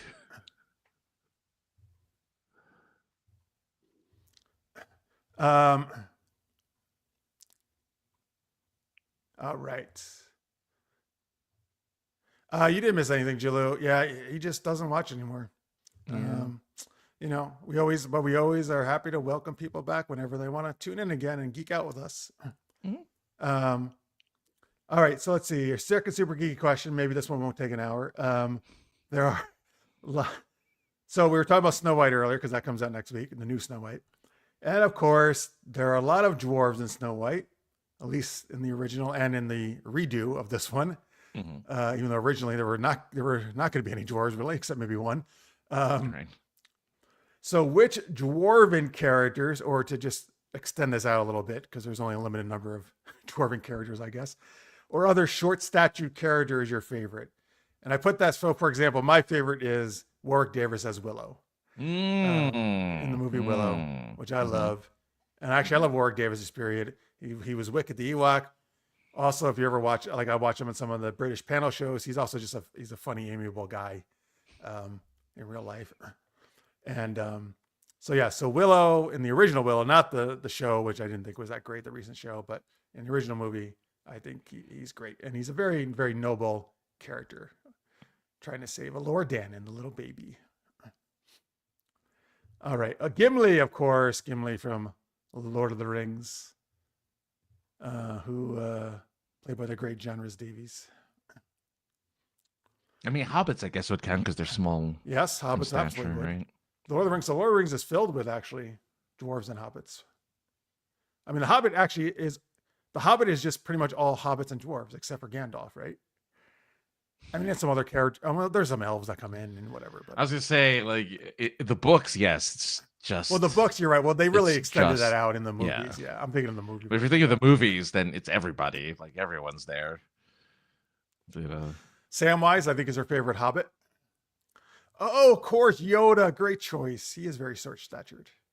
And Grogu, you could throw in too, right? Even shorter stature. Yeah, I mean, well, because he's a smaller still. Well, that's funny. I mean, Wolverine is. You're not wrong. He is short-statured. He's known for that. Not wrong. Hey, bub. I think it's supposed to say snarf. Yeah. Snarf, snarf. The question once again was, who's your favorite short-statured character? Like your favorite dwarf, or like these guys are saying, like a small alien, like ET, I guess. ET, right? Could be one. No, he's not. He's not actually not. I mean, it depends, I guess. All right. But well, here's the thing. If you're saying for his race, fine, but then you could say all hobbits are not short either. No, but his neck extends. I know, but he's still like a size of a child. Oh, I guess so. I feel like, right? Maybe. I don't know. I'd have to see him again. Yeah. Gadget Hack Wrench, you'll like that answer. That's why I was laughing, because I'm like, oh yeah, there you go. Sulu, don't call me tiny. Was Sulu short? I don't remember. I don't think he was. I mean, he may have said it in maybe he said it. Series, He must have said it in one of the episodes, right? Yeah. Yogurt. Oh, well, that's from Spaceballs. Spaceballs, yeah. That's a good one. R2D2, that's a good one, yeah. Well, there's a lot of the. Well, BB-8's even shorter. We're speaking of droids. Yes. Trash compactor droids. That's true.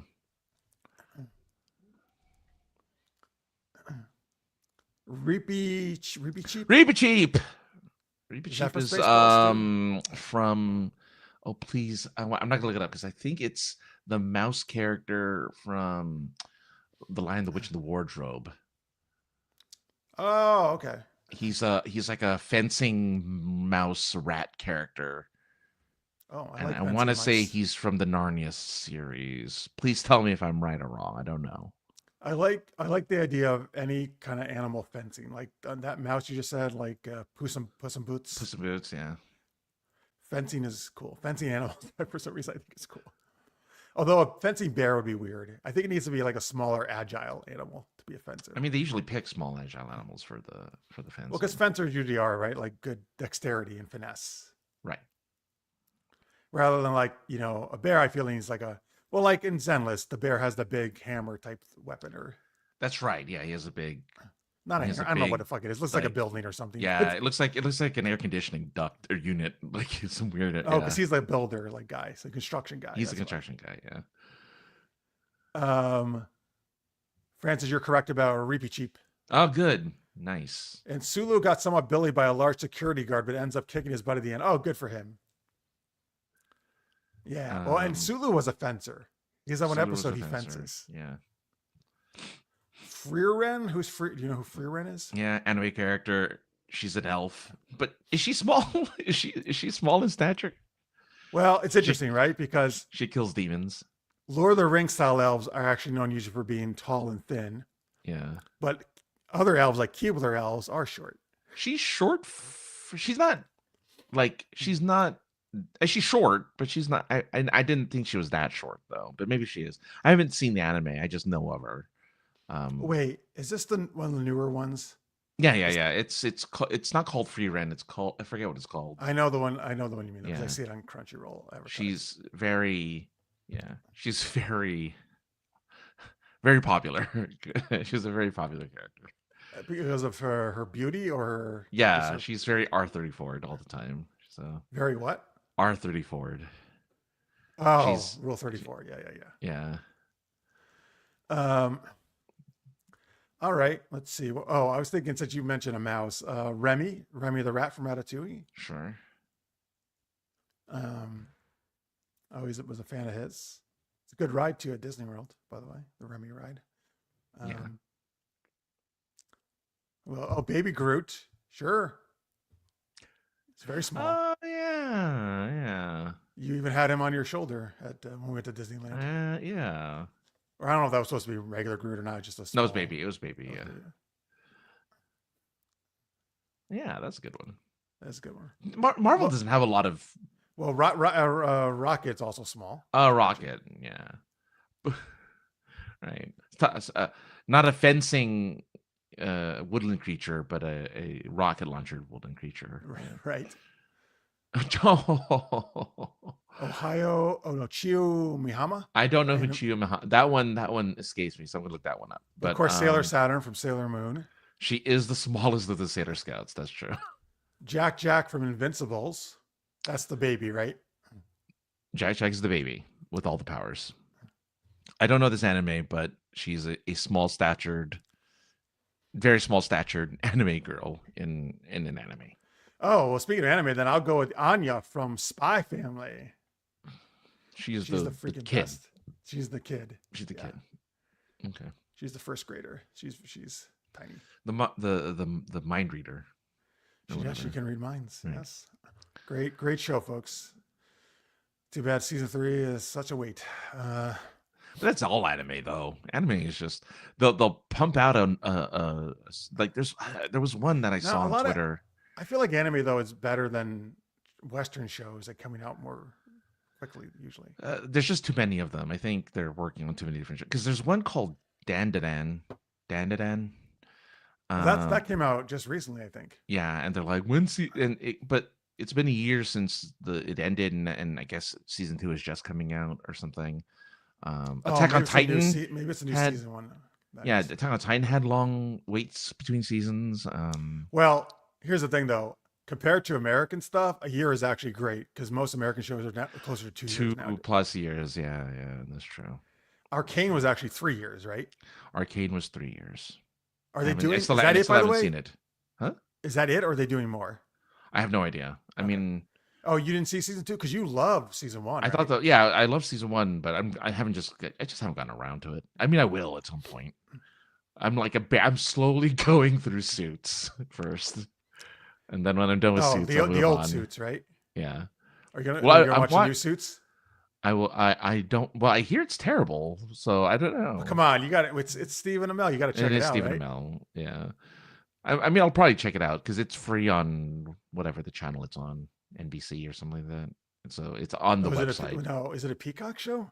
Yeah, it's a. Oh, is it a Peacock show? It might be. Well, if it's on NBC, no, sorry. If it's on NBC, it would be on Peacock. Is what I should say. Okay, it's a network show. It's not a cable show. It's a network show. Yeah. Yeah, it's not a cable show, which sucks because they curse a lot in the cable show.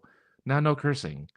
Well, yeah. Oh, because Original Suits was a cable show on like AMC or something, or one of those. Yeah, one of those. Yeah. All right, I'll watch it if they get one of the like Arrowverse co-stars to be. I was gonna say if the Flash, if Grant Gustin comes in, yeah, or Melissa Benoist, or what's his face? Oh God, who would the guy who played John? Yeah. Spartan, or the sister too. If the sister shows up, yes, Willa was the character. Name. Yeah. I'm forgetting all the actors' names now. I used to know them all, of course, but yeah, it's been a while. It's been a long while. Judy Hopps, from Zootopia, right? Yeah, are you looking forward to the sequel of Zootopia? I still haven't seen the original. It's great. I think it's fantastic. It looks fun. I think it's really good. Yeah, I mean, it was lauded as like the first mainstream furry movie, but yeah. Oh, okay. Yeah. I mean, it looks fun. It looks not too serious. No, not at all. It's a very fun movie. Fievel, yes. Yeah. Okay. Princess Leia actually she is like about 5 feet or so, I think. But I don't think she's not. Yeah. She's free ren small statured in the fact that she's just smaller than most people, but not like Edna Mode. That sounds familiar from The too. Incredibles. Ah, No caps. Yeah, she was the one who created all the costumes. Zootopia is fun. It Okay. is. I mean, I still. It's the sloth joke is the thing that sold me on that movie when they did the sloth joke. That's, you know what's funny? I remember that from the trailer in the Yeah. theaters.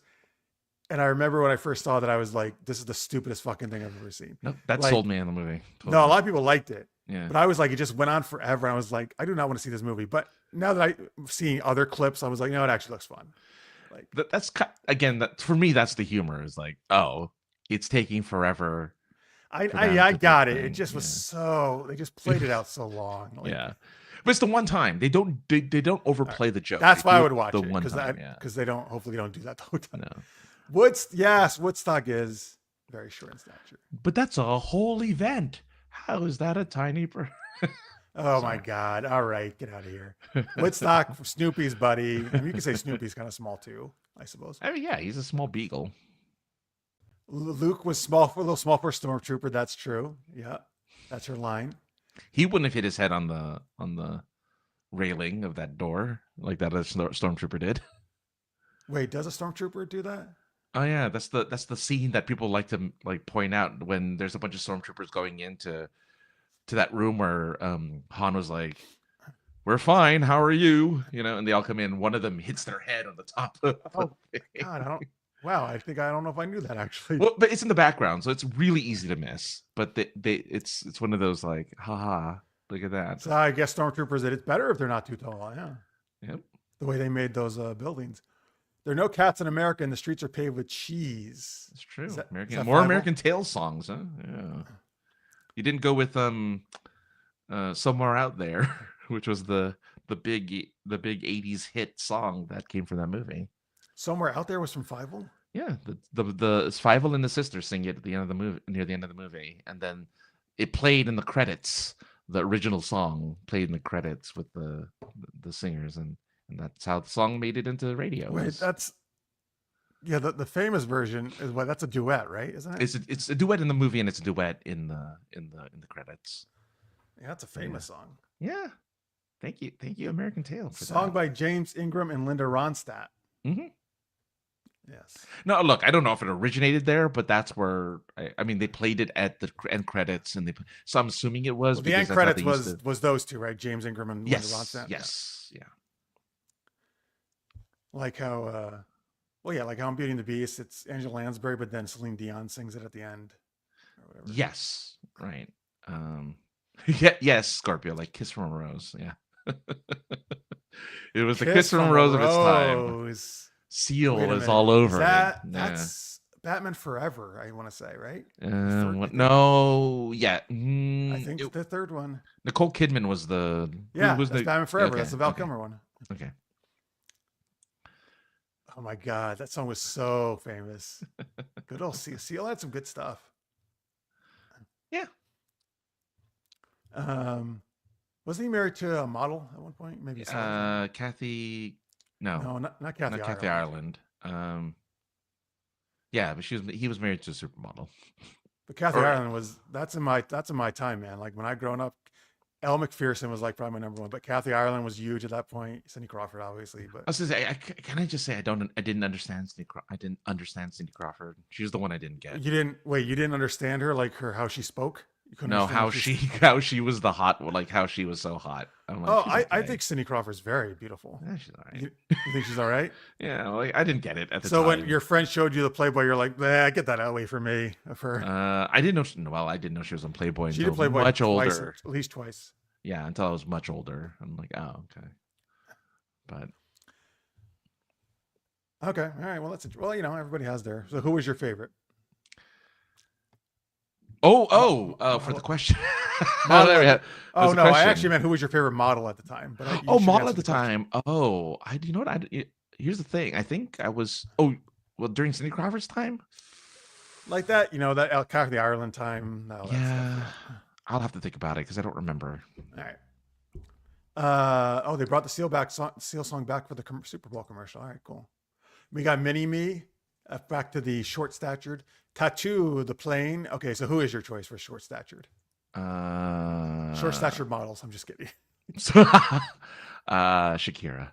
No, Actually, Shakira is very tiny. She's like under she's like 5'11" 4'11" or something like that. She's tiny. But dude, I love Shakira. Shakira is so freaking hot, dude. Man, that video.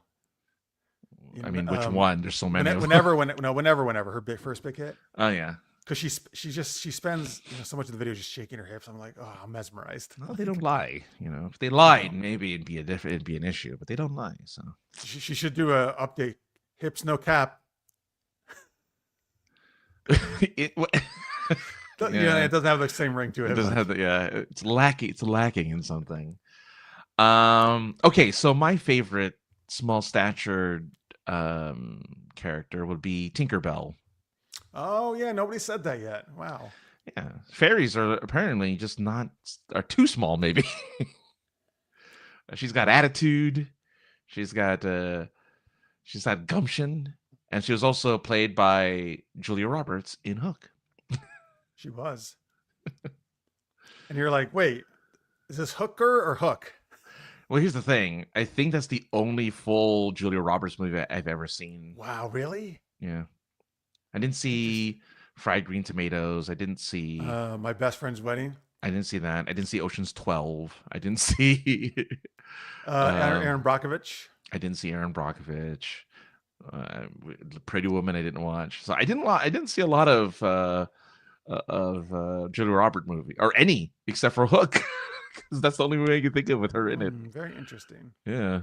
Apparently, Julia Roberts was a terror on the set. Aw. I don't know. That's okay. I don't know. I want to think she was nice, but that's okay. I feel like actors are just, actors are gonna act.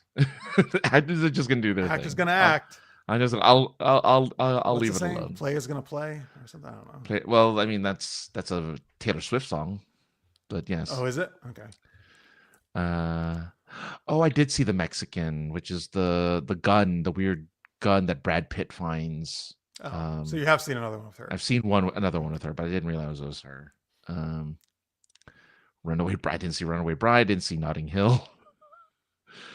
Yeah, I didn't see any of these movies. Oh, there you go. Now you're realizing that as you name, I've seen a lot of Julia Roberts movies.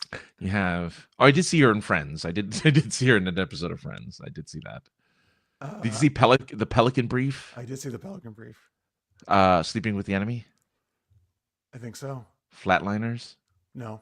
Steel Magnolias? Nope. Mystic Pizza? So yeah, any of her stuff before Pretty Woman, I pretty much. Oh, okay, before Pretty Woman. Okay. So Pretty Woman and afterwards is when I've seen probably a lot of the stuff. Not everything, but a decent amount. I'll Say a Little Prayer for You was a great part of My Best Friend's Wedding. Actually, they do a whole song number. It's actually very cute. Oh, what's funny is I thought it was Sister Act. Well, yes, actually, Julia Roberts was secretly in that. I like I like Sister Act. Sister Act is fun. The second one, not as much. The first one, Back in the Habit, is not as good. Yeah, the first one was. The first one is very fun. Yeah. Because it's been a while, but Whoopi Goldberg is like, is she a criminal or she's just on the run from some people? Bad people? She works in Vegas. She's the working girl of a mob boss, and she witnesses him do something bad, a crime of some sort, and so she runs away and hides in the convent and becomes a nun because they want to silence her, basically. Right? Yeah, exactly.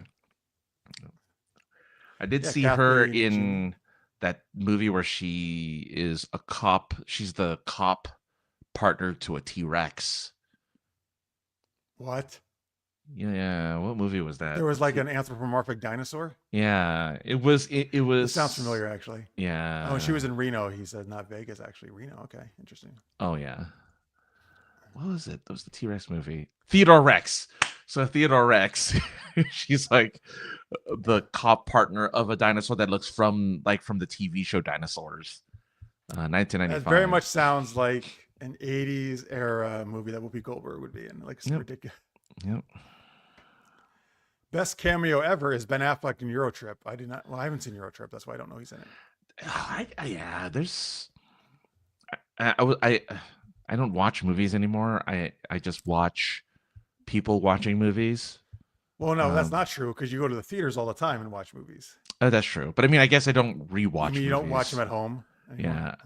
So somebody watched was watching Tropic Thunder for the first time and reacting to it. So I like to watch reactors, and they I hadn't seen in so long, and I'm like, oh my god, everyone is in every person, like every celebrity was in this was in Tropic Thunder.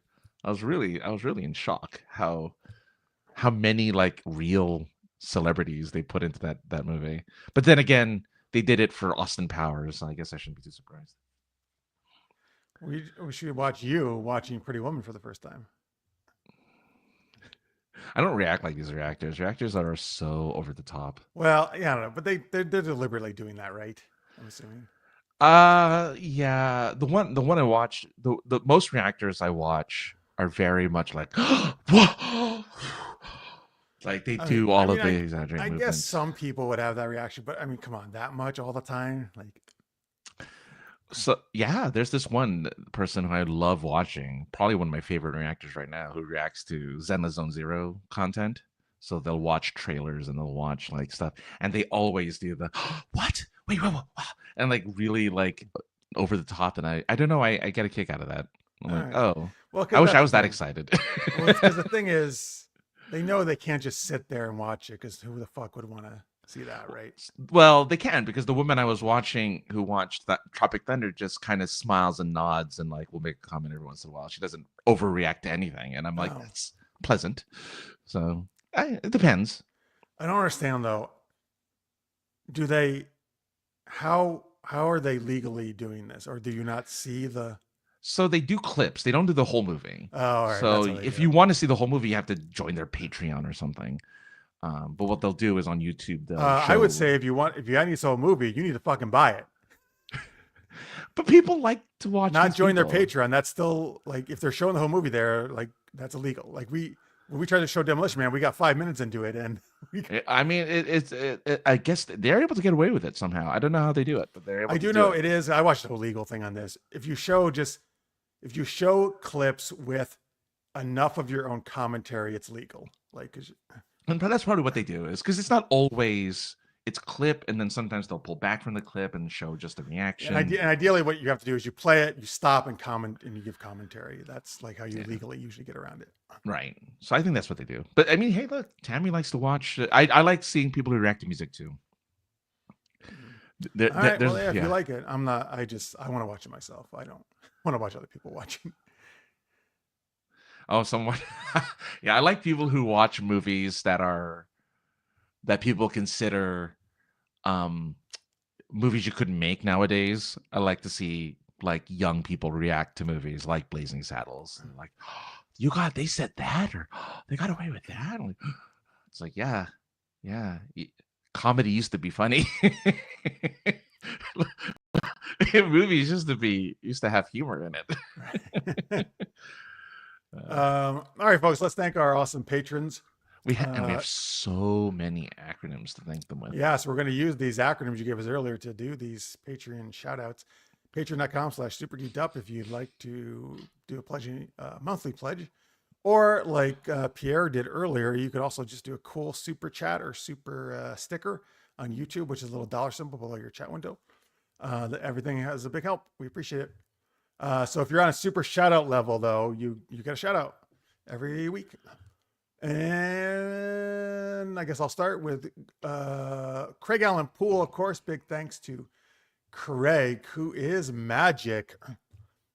He is Mr. Amazingly Gracious in Cardiff. He's in Cardiff? No, he's not in Cardiff, but I'm not sure if that's in Wales or that's England. In Wales. It is in Wales, right? Cardiff in Wales. So he's in Wales, so close enough. I'm sure he's been to Cardiff. That's where he is. And he's magic. And he's Mr. Amazing. He's magic. All right. Craig and Rena Horvey, thank you so much for being haggis.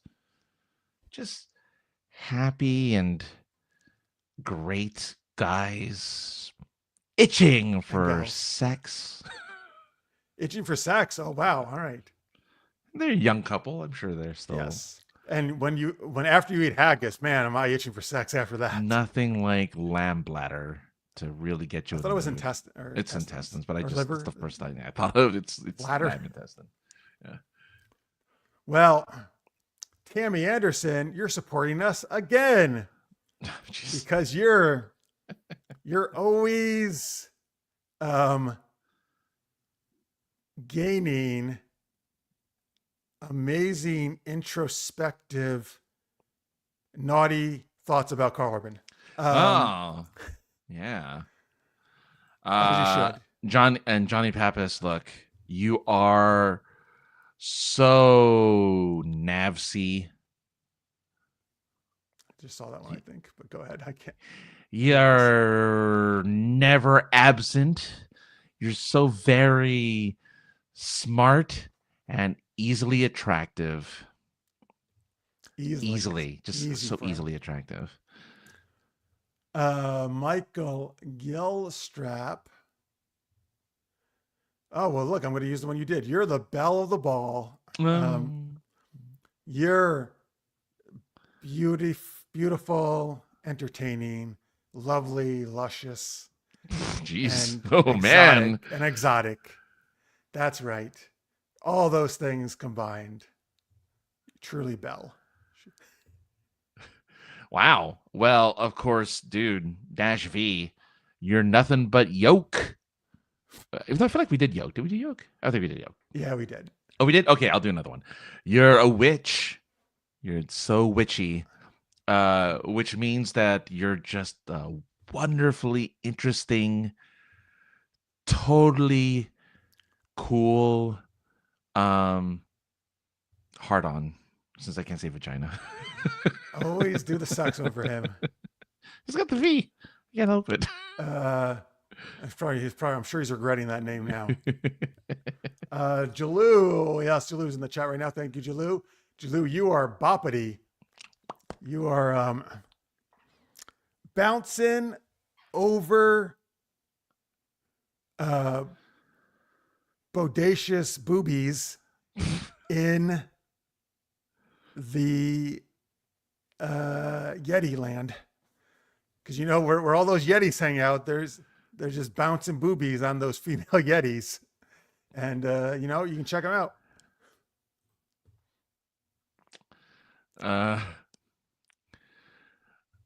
Of course, Delaney Parker, you're LAX.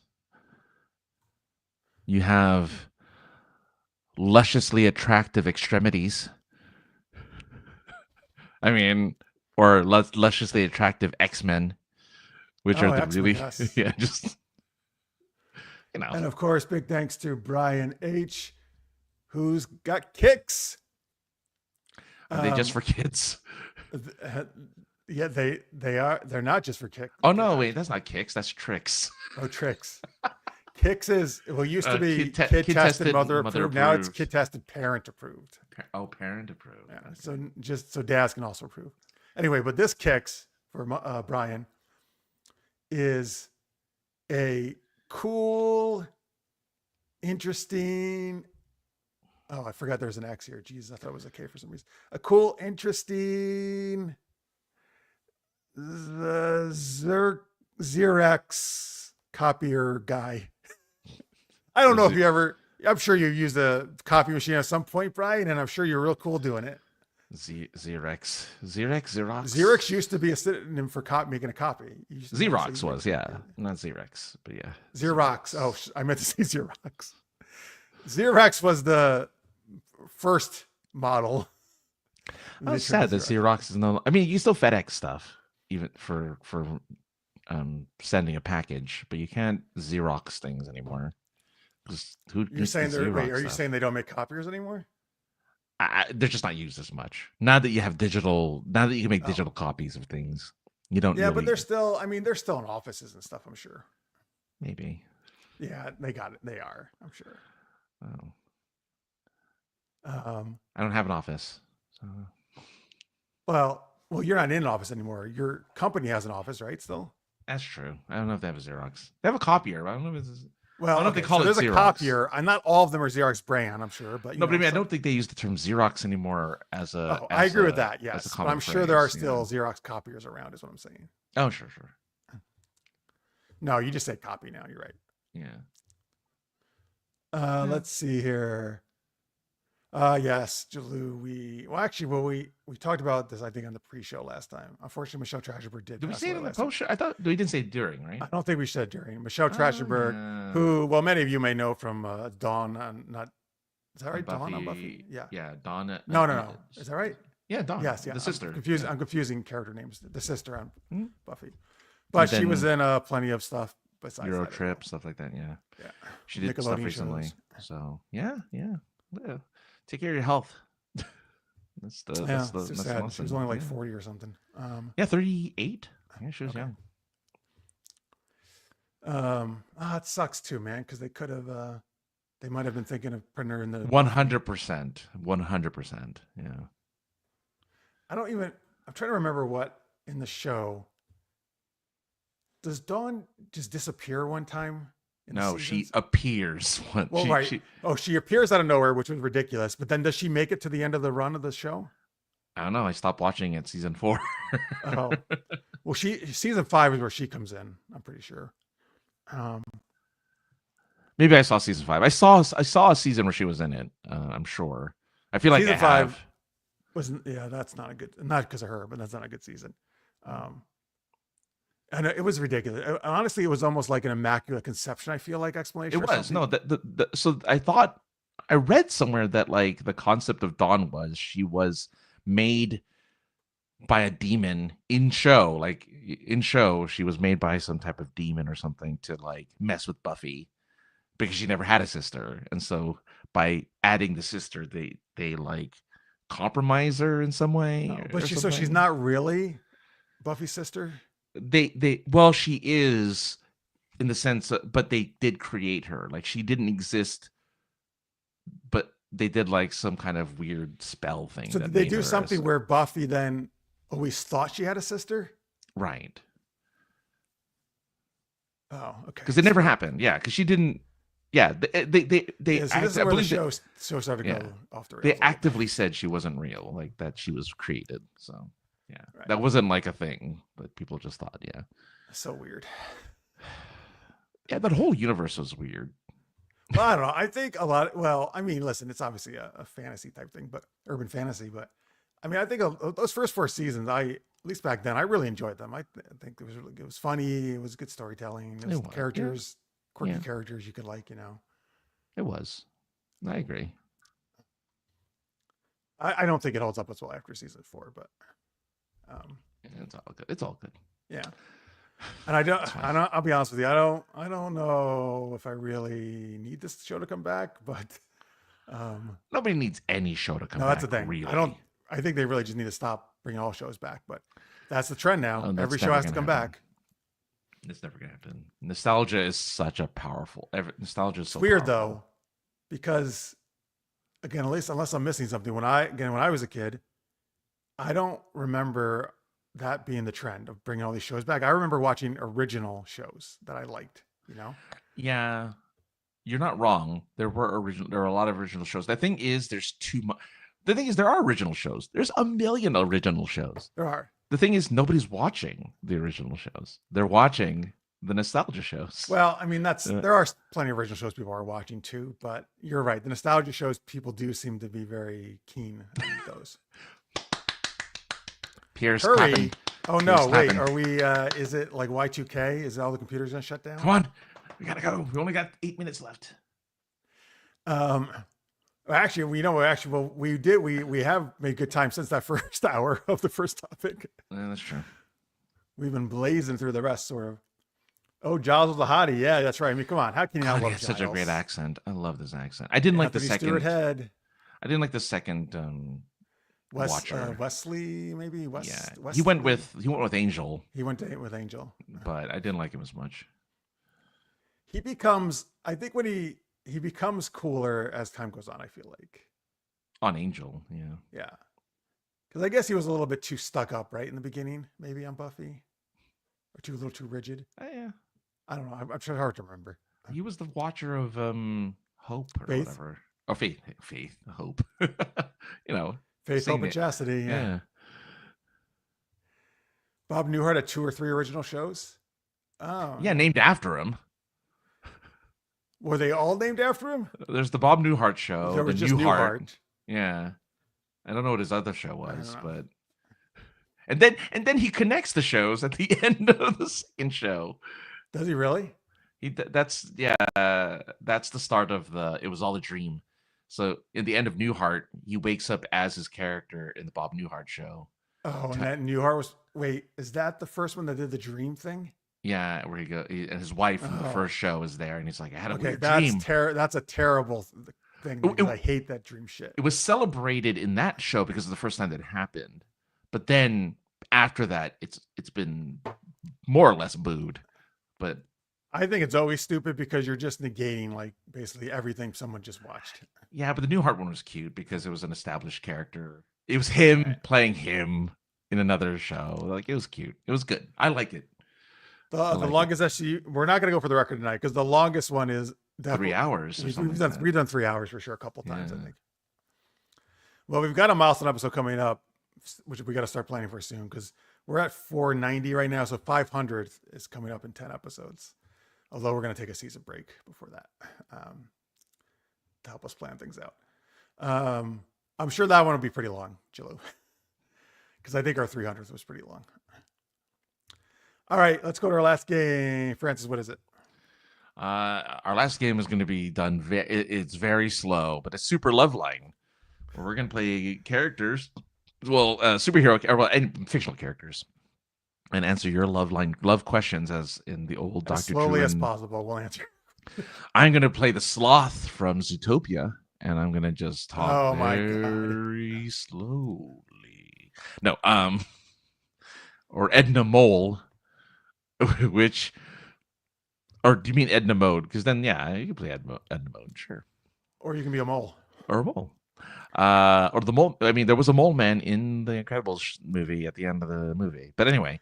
Give us some fictional characters to play, folks. Fictional characters, and then some questions that we think can of some love type, romantic, sex questions. That idea. So we got who's Edna Mode from again? An anime? Incredibles. Oh.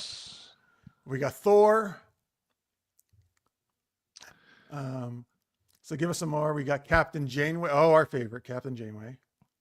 Adam Carolla. That's funny because he was. That actually be really funny to do. Drew.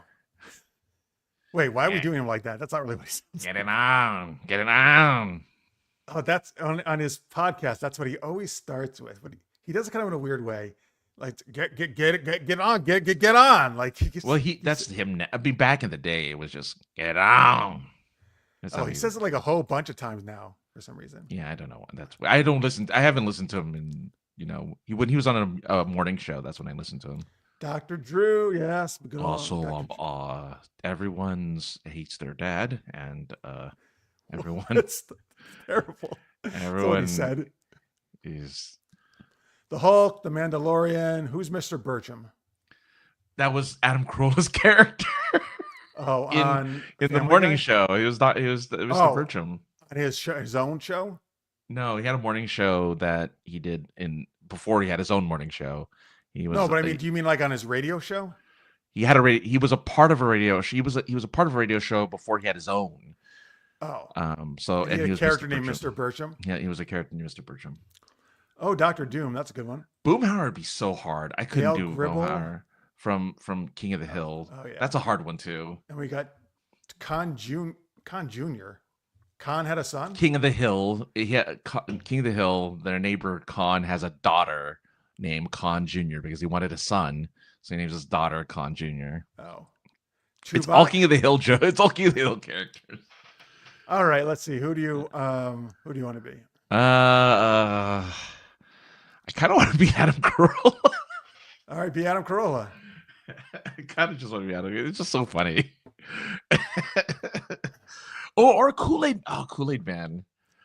But I can only say one thing if I'm Kool-Aid Man. That's the only problem. There it is. I missed that one. Oh yeah. Oh yeah. Well, you could say others. Oh no. Quark.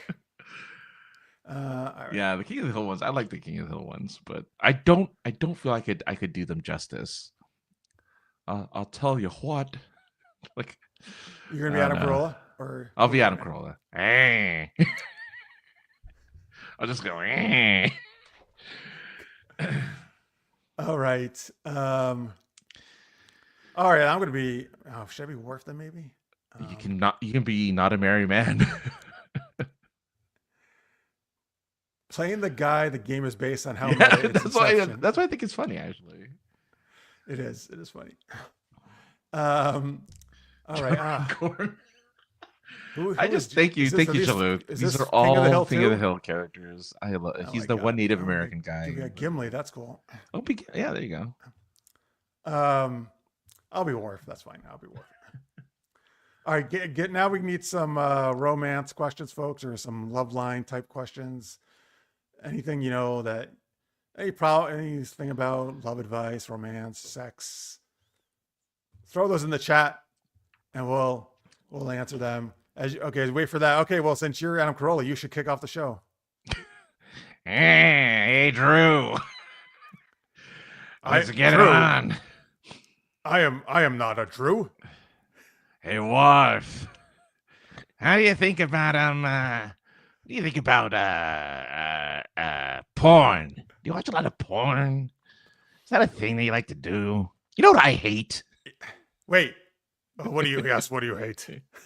I hate those Klingon boob windows. What's up with those boob windows? I don't get them. That's actually the most popular thing in Klingon porn is the boob windows. We love those boob windows. We say kapla all the time when we see them. We get so excited. What do you think? On Deep Space Nine, I went to the Defiant and had my quarters there away from everyone else so I could watch my boob window porn in peace and yell as I ejaculate all over the consoles.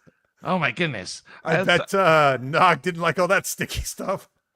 I just like that you were rebellious, being defiant and all. Oh, that rebellious phase. I get it. Klingons are very rebellious. Is it like stuff that you get on a toilet paper? Is that what you are, Klingons? No. See, my sperm clings on to all the women. Oh my God! What's with your forehead? We don't talk about that in the except with fellow Klingons. I guess. Anyway, we got a question here that says, "Hey, Worf, is it wrong to get aroused by pain sticks?" I mean, that's what the ladies call my penis. I can see why, because they all run away from you, right? When they see it. Hey, it's bobbed.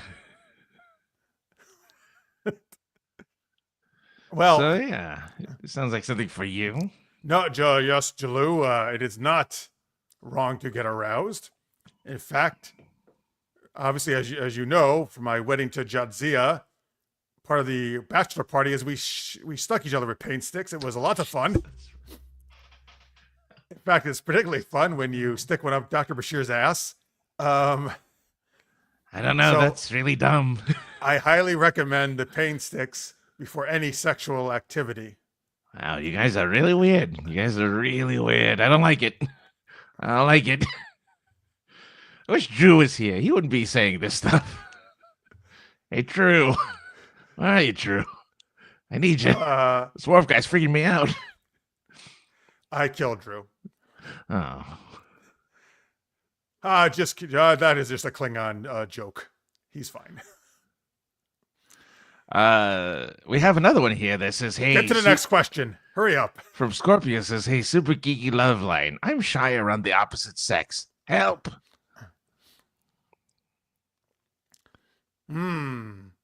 Yes.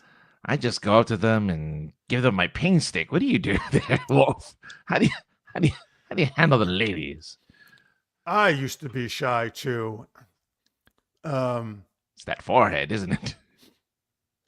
No, actually, many women love my large forehead. I know, it's ribbed for her pleasure. Exactly. But there's one time I was too shy to talk to this Klingon woman who kind of looked mannish, if you ask other people, but I thought she was really attractive. And so I had Jadzia help me. So I think what you should do is go ask the woman who's interested in you, but you're too stupid to know it. Ask her for advice on how to flirt with the opposite sex, and she'll help you out. And then you'll realize you should really be with her in the end. Look, my advice to you is get rich. Just get rich. And then the Oh, women. that's how you did it, right? That's how I did it. It's how I did it. You're kind of like Yeah. a Ferengi there. I am. Whatever that is. Do you like I don't watch any of that nerd stuff. Do you like umaks? Oh, I wish someone. I mean, I like it on my omelets. If that's what you're trying to say, I love a little umak on my omelets. Mm. You're an odd man, but all right. Yeah, well, it's because I get it on. Anyway, another one from Jalou here says, I helped my wife's coworker give birth. Now I can't get a hoo-ha out of my head and out of my mind. I guess he needs help getting it out of his mind. I don't know. I would just stick it in my mind. I don't know. I'm a big hoo-ha guy. What's a hoo-ha? It's Al Pacino. What do you think? Oh, one of those old human actors? Yeah, hoo-ha. But instead it's hoo-ha. Oh, I thought it was what your old military Marines used to yell. What? Is that hoorah? I have no idea what you're talking. Like, this is beyond me. Drew, well, listen, I'm in Starfleet. That's like the Navy. We know about military history. Starfleet. I just know. Anyway, but I'm sorry. Wait. Sorry. Oh, Post-traumatic birth syndrome is hitting me now. I just remembered because I had to deliver Keiko's baby for Chief O'Brien on the Enterprise. And oh man, then when they asked me if she was having another baby, I ran away because, oh my God, I couldn't believe I had to deliver that baby. And you're right. All I could think about was Keiko's pussy for like months. I mean, it's just there, I saw my awkward talking to the chief after that. It's like it's just staring at you in the face. Like, oh my God. It's bad enough that I always had to see Data's pussy. I mean, his cat spot. I don't know who any of these people are. Well, Adam, perhaps you should watch good entertainment instead of making your vagina jokes and whatever else you do. No, all I do is I talk about construction and I talk about boxing and I talk about getting it on. That's it. That's all I talk about. Those are fine topics. We have one last question. I can get out of here. All right. My son is not honorable, but has become the laughingstock of his crew. What do I do? Is your son's name Alexander? That's very specific. I had a son like that. Is he the laughingstock? He was the laughingstock when he became older and joined my Klingon ship under General Martok. And some other names for you. You're just making all this stuff up, aren't you? People actually literally laughed at him because he was so inept and clumsy. Boy, was I not proud at all. Did he have your forehead? Is that why? Not as pronounced. That's the problem. It was not as pronounced. The women did not love him as much. Oh. But you know what? Somehow he became kind of he was so inept, his ineptness saved the day, and he kind of became the mascot of the ship. So I would say, lean into your son's idioticness, and one day it'll prove valuable, I'm sure. Just like how Adam Carolla got his job. I don't like you. But I don't think you like many people not named Drew, right? He's the only guy I like. He's so sexy and bald. So sexy. He's so sexy and muscular. He only ate meat for like years. Yes, Dr. Drew is a sexy man. Yes, if you like bald men, I have a captain to introduce you to. Only if he's an Englishman who's French. He actually is. I love it already. And he's really old now, if you like old guys. Older the better. Want to get it on with an old guy. That's why you keep saying get it on. That's right. Well, that's it for our show. Once again, Worf, you're an all right guy. And you are not the most dishonorable man I've ever met. Not yet. Kapla. Credit card.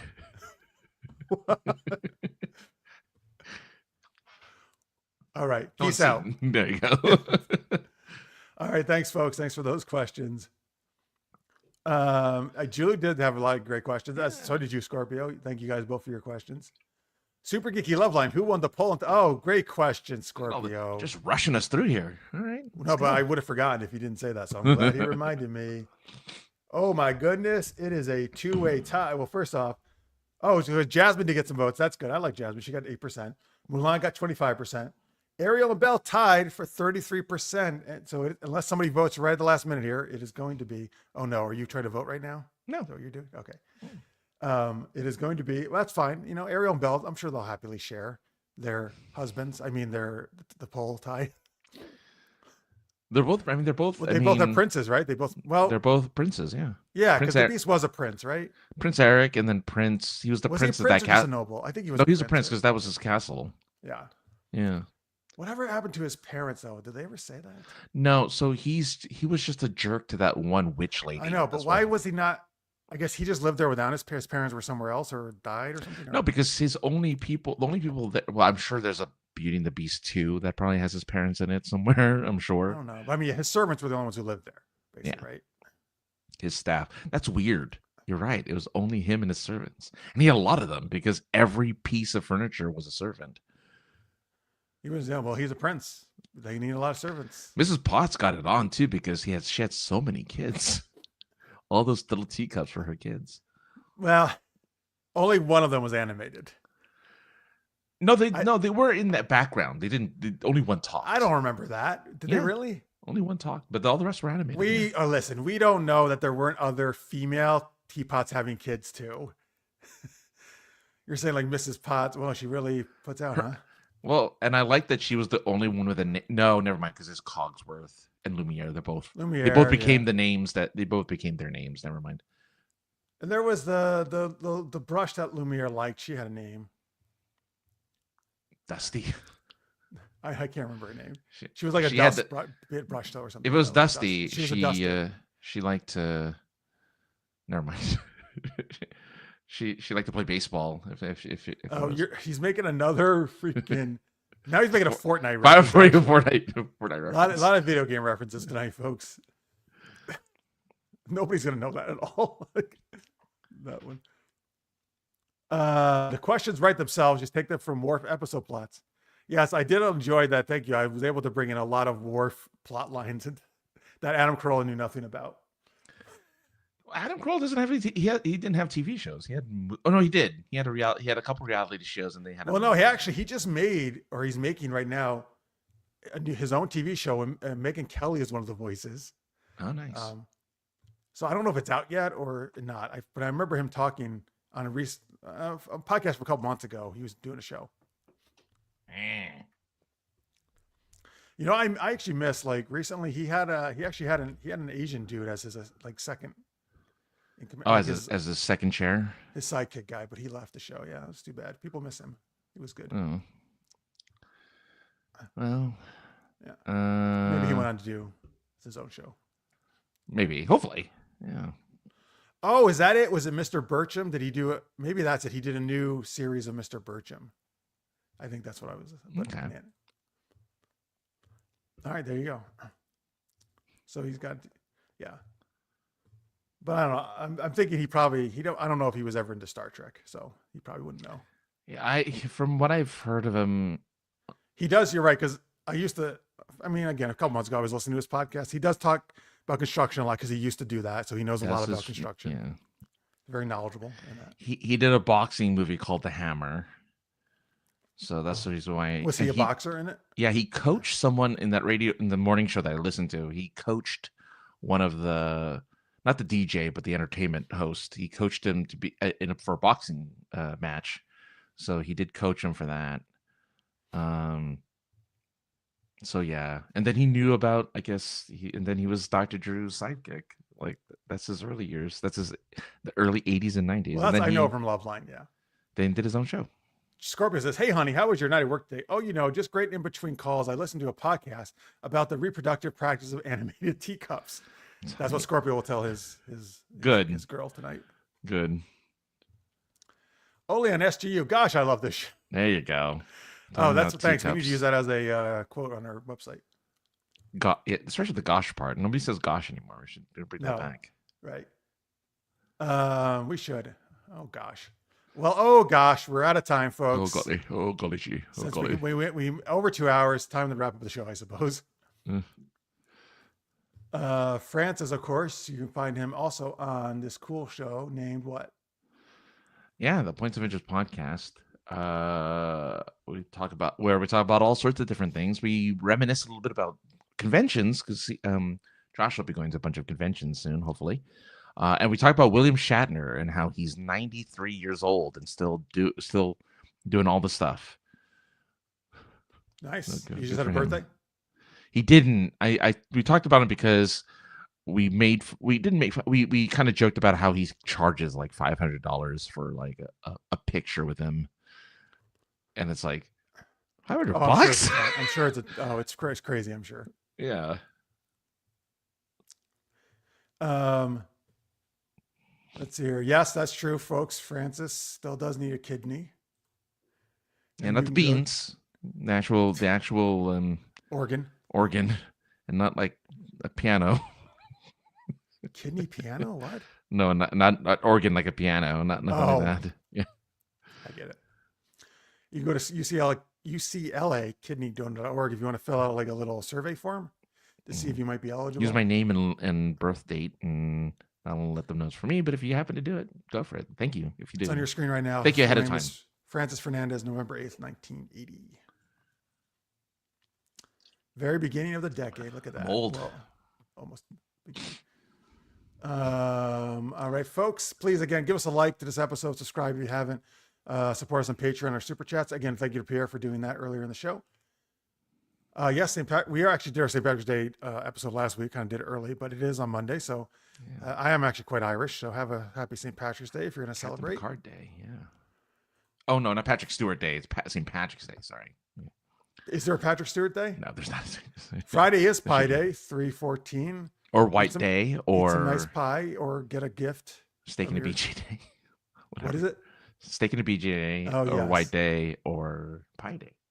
All of the above. Only captain of the original series next to George Takei still not dead. The last two, yeah. Yep.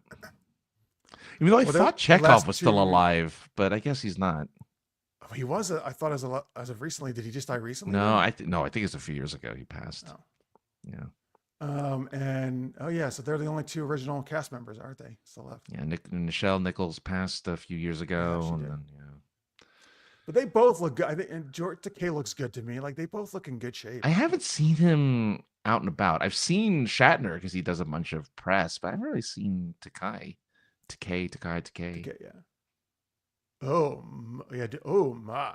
Oh my. That's it. That's exactly it. He does like to race horses. That's true. He's an equestrian. Yep. Equestrian. Organs at churches have more pipes than Mario Brothers games. That's true. Church organs actually are crazy huge. I've seen them. Yeah, organs in churches have more pipes than Snoop Dogg. What? He smokes on a pipe. He smokes weed from a pipe. All right. Happy birthday. Happy early birthday to Annika then. Yes, her daughter Annika. She has a pie baby. That's nice. I hope that she is 3.14 years old. I know she's not, but that'd be really funny if she was. Or that she reads 3.14 issues of Damian Wayne in a comic book. Okay. And I hope that, do you guys serve pie instead of a cake? I wonder for her birthday. She likes pie. I would like pie if I was a pie person. I think I actually, when I was younger, I used to have a pie sometimes instead of a cake. I should go back to doing that because I actually like pie better than a lot of cakes. All right, folks, go have some pie. Do whatever. I don't know. Do whatever you want. We have guests lined up for the next 2 weeks. Next week, we've got Matt and Lauren from the Parallax series. They've been on before. And then probably the week after is Lori Foster from Laguna Studios with her new funny Kickstarter project. All right, so hopefully we'll see you then. Thank you so much for watching live or in post, and we'll be back next Wednesday, 10 p.m. Eastern, 7 Pacific. Till then, stay geeky, everybody. Bye.